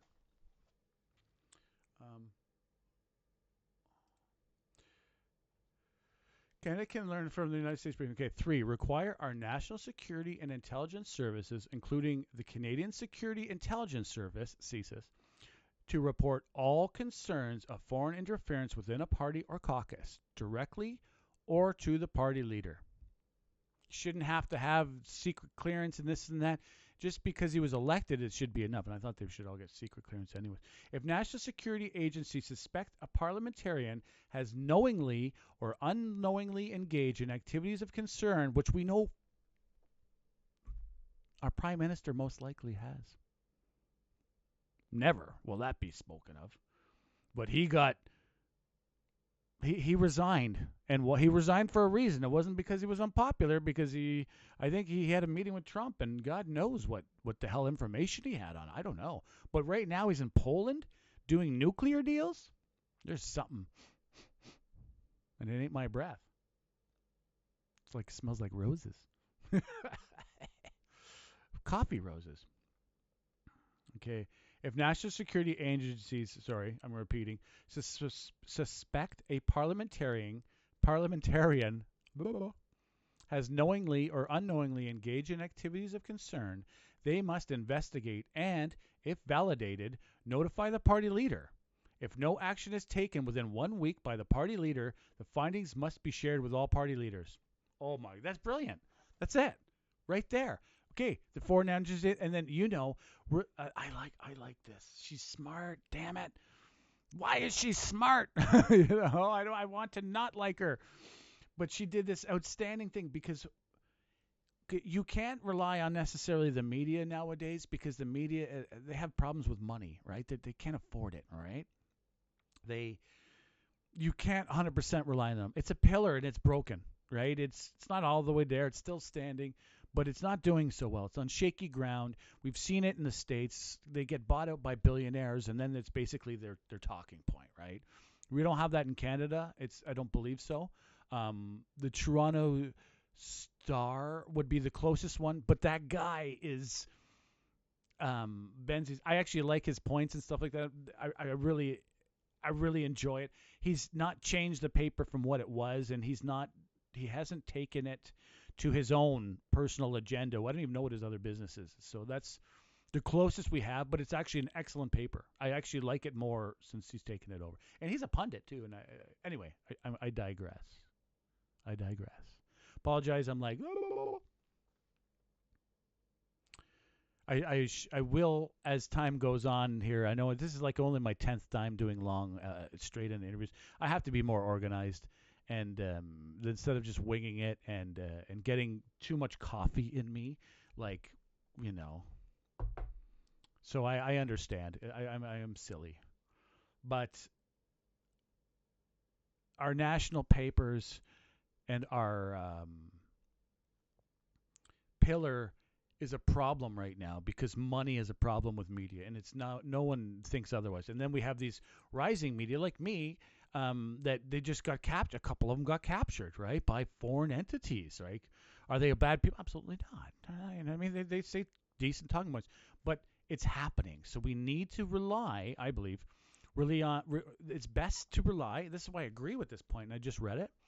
She's saying, okay, the security tells. I'm going to give this whole story. The security goes and tells Trudeau, okay, Trudeau, there's someone in your cabinet who is a foreign agent. He's a foreign agent, and there's 11 of them, or acted against this country. There's 11 of them. You got 1 week. There's 1 week, and if that security agency says nothing's been done, they go tell the Conservatives. They go tell the NDP. The Bloc and the Greens. And this is the beautiful thing is the Conservatives will have a damn good reason to sing it on the mountain, sing it on the rooftops, right? They're like, "Oh my God, we're going to win politically huge." Newspapers maybe because they're right-leaning or they're left-leaning may not want to cover it. CBC maybe think, "This is too hot. This is just too hot for us to handle. We're not going to deal with it." But like Pierre, I would trust Pierre to say something about having the goods on Trudeau. He would be loving it. He'd be like, "Yeah, thank you for not doing nothing." And it'll actually most likely what'll happen is they'll do something about it. And so in this case, what Justice Hogue said, years have gone by and they've done nothing. And what have they done? They're like destroying small individuals, attacking small individuals for their own political purposes. This is the filthiness of we have as a leadership. Instead of acting and doing what? Who are the 11? They're hiding it. They're hiding the 11. Trudeau's doing a nuclear deal in Poland. Okay, in Poland, I don't know what the fuck. And we're going to see what this deal is. And nothing, and nothing. And they're not, the Conservatives or the Liberals haven't, the only one is someone running to be the replacement. The Liberal Party of Canada, which I guess Trudeau isn't part of, doesn't have anything to say about something that most likely took down their government, foreign interference. They have nothing to say. Like, it's sold more papers this story, than the last decade, and they have nothing to say. But this is the leadership. But he's in Poland doing nuclear deals. And we only got Freeland. Mark Carney, he's like, "Oh, I'm having a coffee dinner with this guy." Oh, fucking great. That's fucking great. I'm sorry, but there's an issue, and it's foreign interference. They had police stations in this country. They're building police stations. foreign entities. They're putting billions of dollars into most likely stealing our technology. Nortel was taken out. And Nortel was one of the biggest companies we've ever had. Nortel was destroyed by foreign entities. Some Canadian companies benefited, but it wasn't their job. It wasn't their attack that destroyed them competitively. If they destroyed them competitively, like say a BlackBerry or something like that, did that, well then that'd be cool. But it wasn't. It was a foreign. This is like public record. At least almost should be. That foreign entities destroyed that company and bought all the patents. That's what they intentionally did. We don't have one of the biggest phone companies in the world because it was foreign entities destroyed it and bought all the patents. You ever heard of a company called Huawei? Yeah, Huawei. Huawei was created off the patents of Nortel. Did we? And they were selling their patents at 10 cents on the dollar because the company was just getting eroded. People that were working there, they were in there like just stealing stuff. It was an attack. It was the first foreign interference attack that the rise of the PRC, and it was a big deal for us Canadians. If anyone had one of those wonderful phones that with the green thing, and there was going to be eventually they were going to be able to change that out and put in a camera, and so it was like the modern age of at least landlines. We don't have that because it got destroyed and it went into the cell phones of a country of Huawei, which Huawei is owned by a former military member of the PRC. He was a general in there. That was an attack. This is a big deal. But no, we don't have that anymore. And we have Trudeau doing nuclear deals in Toronto. We got Pierre disparaging, little people. I think that we need to have a debate on the Liberal. Because Mark Carney's saying nothing. Gould, I don't know. She's most likely not going to win. I'll check out her. But Mark Carney should have been saying something. If he's an outsider, if he truly is an outsider, and he wants to fix what's broken in Canada, you should be talking about this. Not talking about, the tariffs ain't coming, people. The tariffs ain't coming. And if they do, it's 1-2% on isolated industries because Trump's not a moron. And I wouldn't even think he was. The thing is that he's not stupid. 21 states depend on us. But what he is doing, he's threatening with it. And when an elephant moves its feet, it doesn't matter if you don't believe it. You have to act. Doesn't matter. I'm telling you, I don't believe in 1 second he's going to be that. He's going to have 21 states against him. But we have to act. So he said, fix the border, fix the fentanyl. Okay, and they've done that. He stopped talking about that. They're working on it. They have a plan. And now what is he saying? National defense. Up your national defense. Lower your immigration numbers. There's 20,000 to 500,000 people in this country that have that basically are maybe. It's probably about 40,000 of people, and it's not a big deal. I think it's not a big deal. So he's just saying, but lowering your immigration numbers from all of these countries that that may not be our friends in a year from now or in 3 years from now. And that's what he said. But more so what he said that like in passing. But what has been really written is up your national defense. Trudeau said we will not. Canada will never spend 2% on defense. That's what he said. Well, Trudeau is no longer a prime minister, but he's doing nuclear deals in Poland. And God knows what intelligence is going to get. God knows what lie, just for their political back asses. And we got one, and damn you, Freeland. Damn you, Freeland. I wish it was coming from the parties I support. I always said she's been smart and savvy, so whatever. I'm going to read this again. 3, okay? Require all national security and intelligence services, including the Canadian Security Intelligence Service, to report all concerns of foreign interference within a party or caucus directly to the party leader. If national security agencies suspect a parliamentarian has knowingly or unknowingly engaged in activities of concern, they must investigate and, if validated, notify the party leader. If no action is taken within 1 week by the party leader, the findings must be shared with all party leaders. Now, this is the thing: is when we're talking about billions of dollars of foreign interference, and one person think about what the operations. If they can take out companies that are like one of our biggest companies. What do you think they can do against individuals? This is super coercion. And then we have parliamentarians who won't stand up and fight for every Canadian, for every individual in their country. Without a proper investigation, go do a nuclear deal with Poland. Probably Poland's making their face right now. They're laughing. Oh, yeah, sure, we'll take it. Whatever. Who the fuck?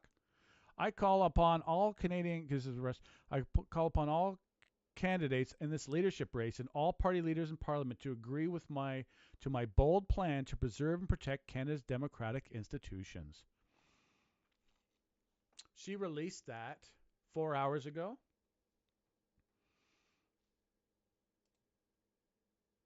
Carney?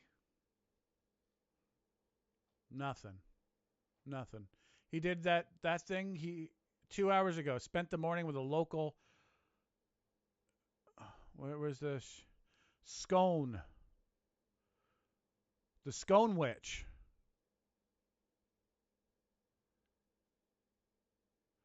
And what's that hand sign? You're going to what? Yeah, we're going to this. This is the leader who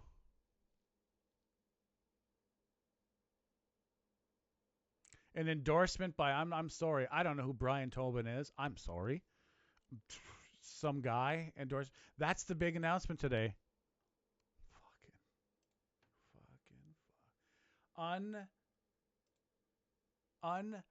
Unbelievable that our leaders of the issue of our day is this is what they talk about. They don't care. They don't care about really protection. It's about filling their pockets.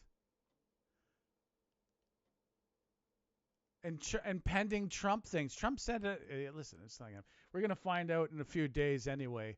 Iron Dome is trending. The Iron Dome is going to be happening in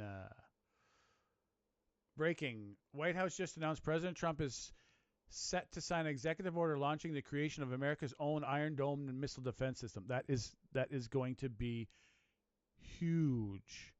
This is a big deal. It's Iron Dome. Big time. It's going to cost a lot of infrastructure, a lot of money. Build. Okay. No, that's it, guys. This is it. Doomsday clock is coming. You're right. Mine doom at least. So, what are you gonna do? What are you gonna do? Can't. I'm just a little person. You can't fight against these things. And I imagine like they could just say anything. Pictures, photos, but hey, this is it. Welcome to our country. Honestly, I think that basically Freeland just won it, and Carney just threw in his towel. He threw in his towel because he's saying he's not willing. He's going to go to the Witch Cafe and not discuss foreign interference. And it's not just about me. It's not about this. This is about, like I said, like companies like Nortel that got destroyed. How does this say? Maha. Laughing at me?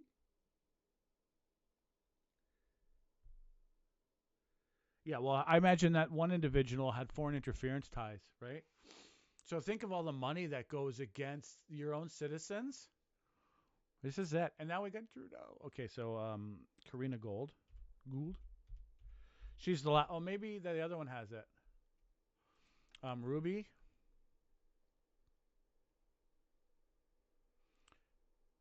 She went on the front burner. This is what she said. She went on the front burner on what matters to me. Apparently,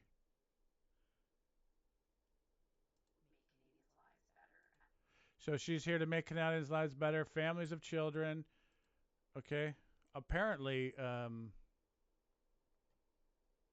nope, nothing. Silence. They don't care.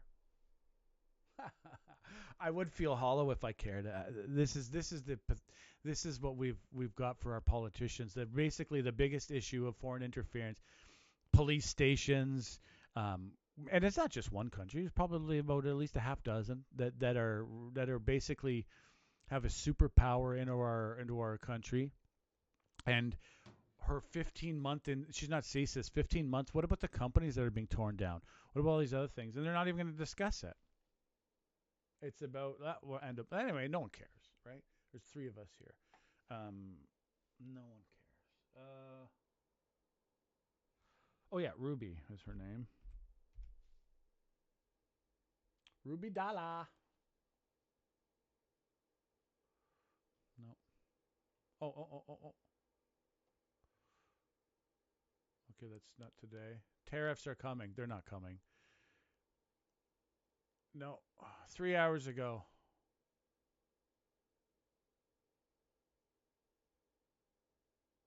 Trudeau 2.0.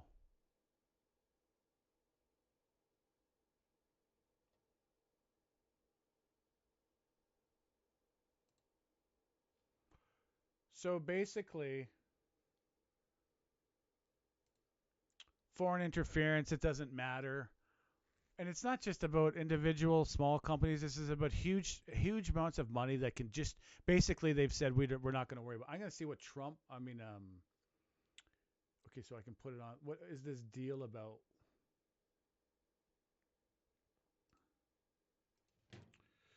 Actually, maybe it'll be on CPAC a little bit more about it. It's probably we're giving them money. And Trudeau shouldn't be signing any fucking deals, but he is. This is your welcome to Canada. We're a prime minister who resigned from this party because he's a real piece of work.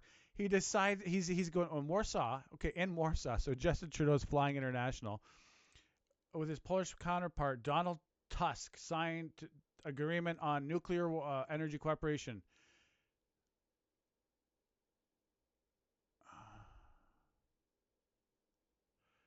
Okay, no interpretation. So what's the deal?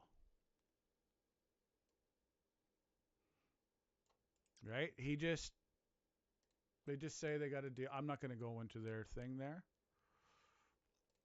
Okay, so here's the 7 hours ago. So why did he put this out today? Obviously, he knew something bad was coming, and he's going to eliminate his problems.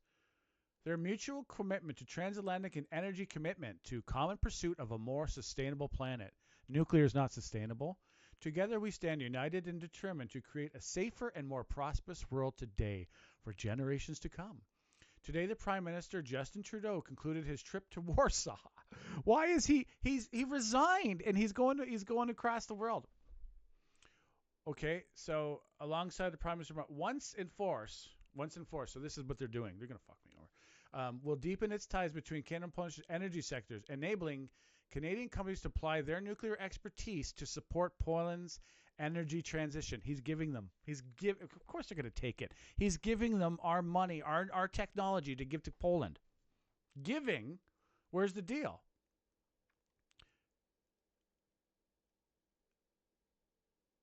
To help support Poland's energy transition. So he's supporting Poland now. Why is he supporting Poland's energy transition?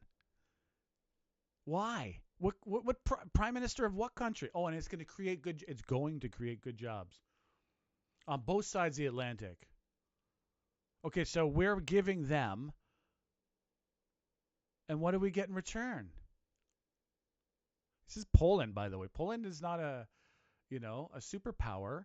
It's like New Brunswick. You have nothing against New Brunswick. It's about the power of New Brunswick, of economic power. So they can't give us much money. But he's saying it's going to be commitment to nuclear cooperation, non-proliferation, safety, and security. If anyone's been aware of what's happening in Ukraine, there's a nuclear facility that almost got hit, and it almost had a problem. And Poland is really close. Poland actually had a missile hit there. It went like 20 feet or a kilometer, whatever, into their country. Okay, from what's happening. And what am I going to do? What can we do? Nothing. This agreement complements other initiatives to strengthen Canada and Poland's bilateral relationship, including the General Security of Information Agreement. General Security of Information Agreement? So God knows what bullshit this piece of work, which is signed earlier this month. Once implemented, the GSOA industries such as defense, security, aerospace, marine, and remember I served. Prime Minister Justin Trudeau also held bilateral meetings with his Polish counterparts. The mayors, Auschwitz. This is what they're doing. Look at these fucking pieces of work. oh, well, what are we going to do? You know, you live, you die. And then you're done. And this is what they're doing. This is like, and you know that there's nothing here that Canada got. Trudeau just flew over there because he's a vindictive thing and taking foreign interference into intelligence and selling it, giving it to Poland, and we're getting nothing in return. He's saying there's going to be jobs. What do you mean? Yeah, so Canadians are going to fly there with us giving them our nuclear information. His thanks to the people of Poland for their hospitality during his 2-day visit. He resigns and then he goes and gives Poland.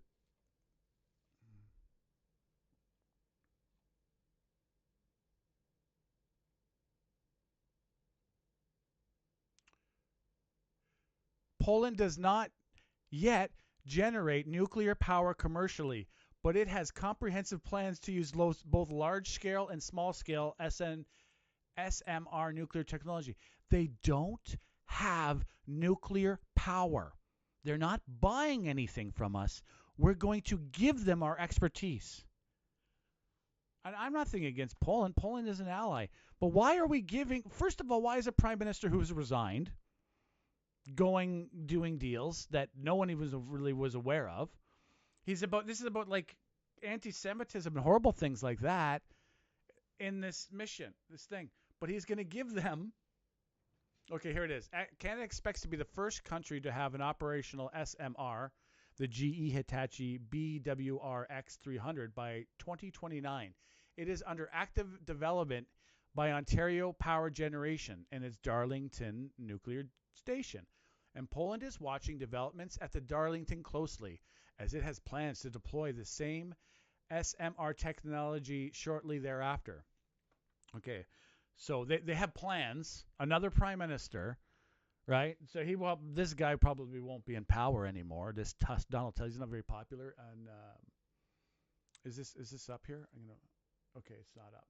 So Donald Tusk doesn't have let's see Donald Tusk's support. He's actually been on my site. I'm pretty sure he was pretty sure flagging me with shit. Polls and trends. Yeah, they're not a super popular government. Maybe they will get popular. Okay, so in his 1 year in government, negatively assessed his work. He's like one of the most over half, 52% of the it's like. He's like Trudeau in popularity. 51.8% hold a negative opinion of the opinion. He's only been in power for a year, and negative opinion of him. I'm not saying he's a bad. I'm just saying he's about as popular as Trudeau. So this is a deal that's going to go happening in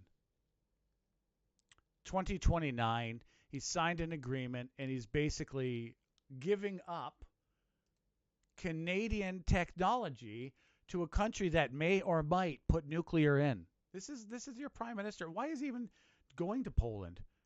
Oh, virtue signal or something? I bet you that eliminate his enemies, vindictive. I think we have a prime minister. Okay, it's just you and me on here. Whoever has energy paid much for it, says Adam Lewis. Lutz. I hope we don't ruin Canada for wind turbines. Now, I think hydropower is what we have lots of in Canada. Wind turbines, I guess they have a place. I don't know. But hydro has been proven. It's already been proven many, many times. Quebec gets their power from. We got lots of rivers and stuff like that. But what's the big problem with it is that it's a huge amount of expense to build these projects, and then there's flooding and there's all this areas. But we have lots of land up northern parts that we couldn't access easily before. Hydro is what we should be doing at the same time expanding the other energies, right? Because we need more power apparently. But we have a government that literally said no more roads. They literally said that. And so they didn't say that. Like, it's not going to necessarily, obviously we're still going to build roads, but we have a government that says no more roads. We're going to not allow no pipelines anywhere bill. So this is happening. And then we got Trudeau giving our nuclear SMR. If we're going to be the first country to build this stuff, and then we're going to go give it to a country like Poland, there's no money changing hands. We're just giving it to them. There's no deal we're getting from Poland. There's nothing. He says there's going to be jobs. This is like, remember Stellantis? Let's look at it with Stellantis. I think Stellantis left. Someone mentioned this. This is my last point of the day. Basically, we have every politician silent about this, and they don't care. They don't care about our national security because it won't help them in the polls.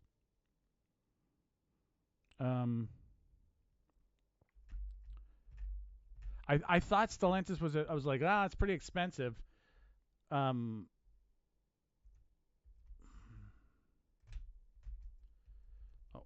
yeah, you only live. Stellantis owner, Chrysler Jeep, moving 1,500 jobs from Canada back to Illinois.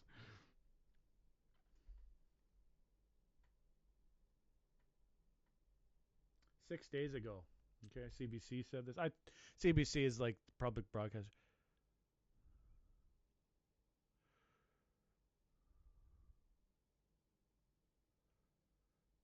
It's saying it's having bad deals with them. In the Belvedere.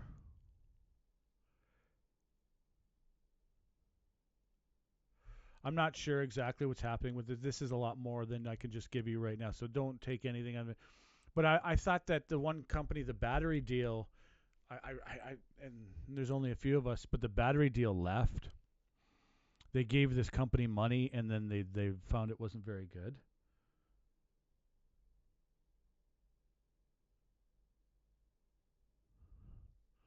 Well, House says Trump plans to follow through with Canada-Mexico tariffs on Saturday. Oh. White House says Trump plans to follow through on Canada and Mexico tariffs. We're going to find out Saturday.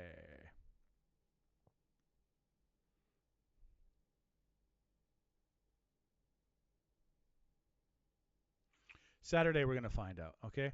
So Saturday we're going to find out what's up. If he's going to put tariffs on our country, if he's going to eliminate it. But Trudeau is basically selling our nuclear edge to Poland. For what reason? Vindictive? I have no idea. He's just this is our prime minister. And yep. The giving up of our items is where we're at. Anyway, this has been gone on too long. No one but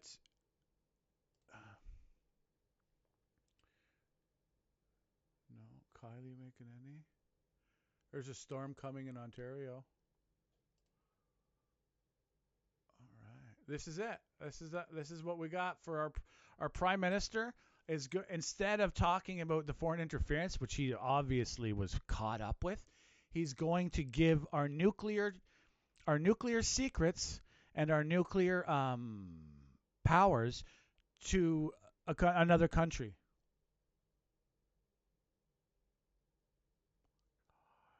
This is it. This is what welcome to. And Pierre, I'm sorry, Pierre is talking about tariffs. We don't even know if the tariffs are coming. The tariffs aren't coming. Not to Canada. And this is at 1 hour ago. Okay, build.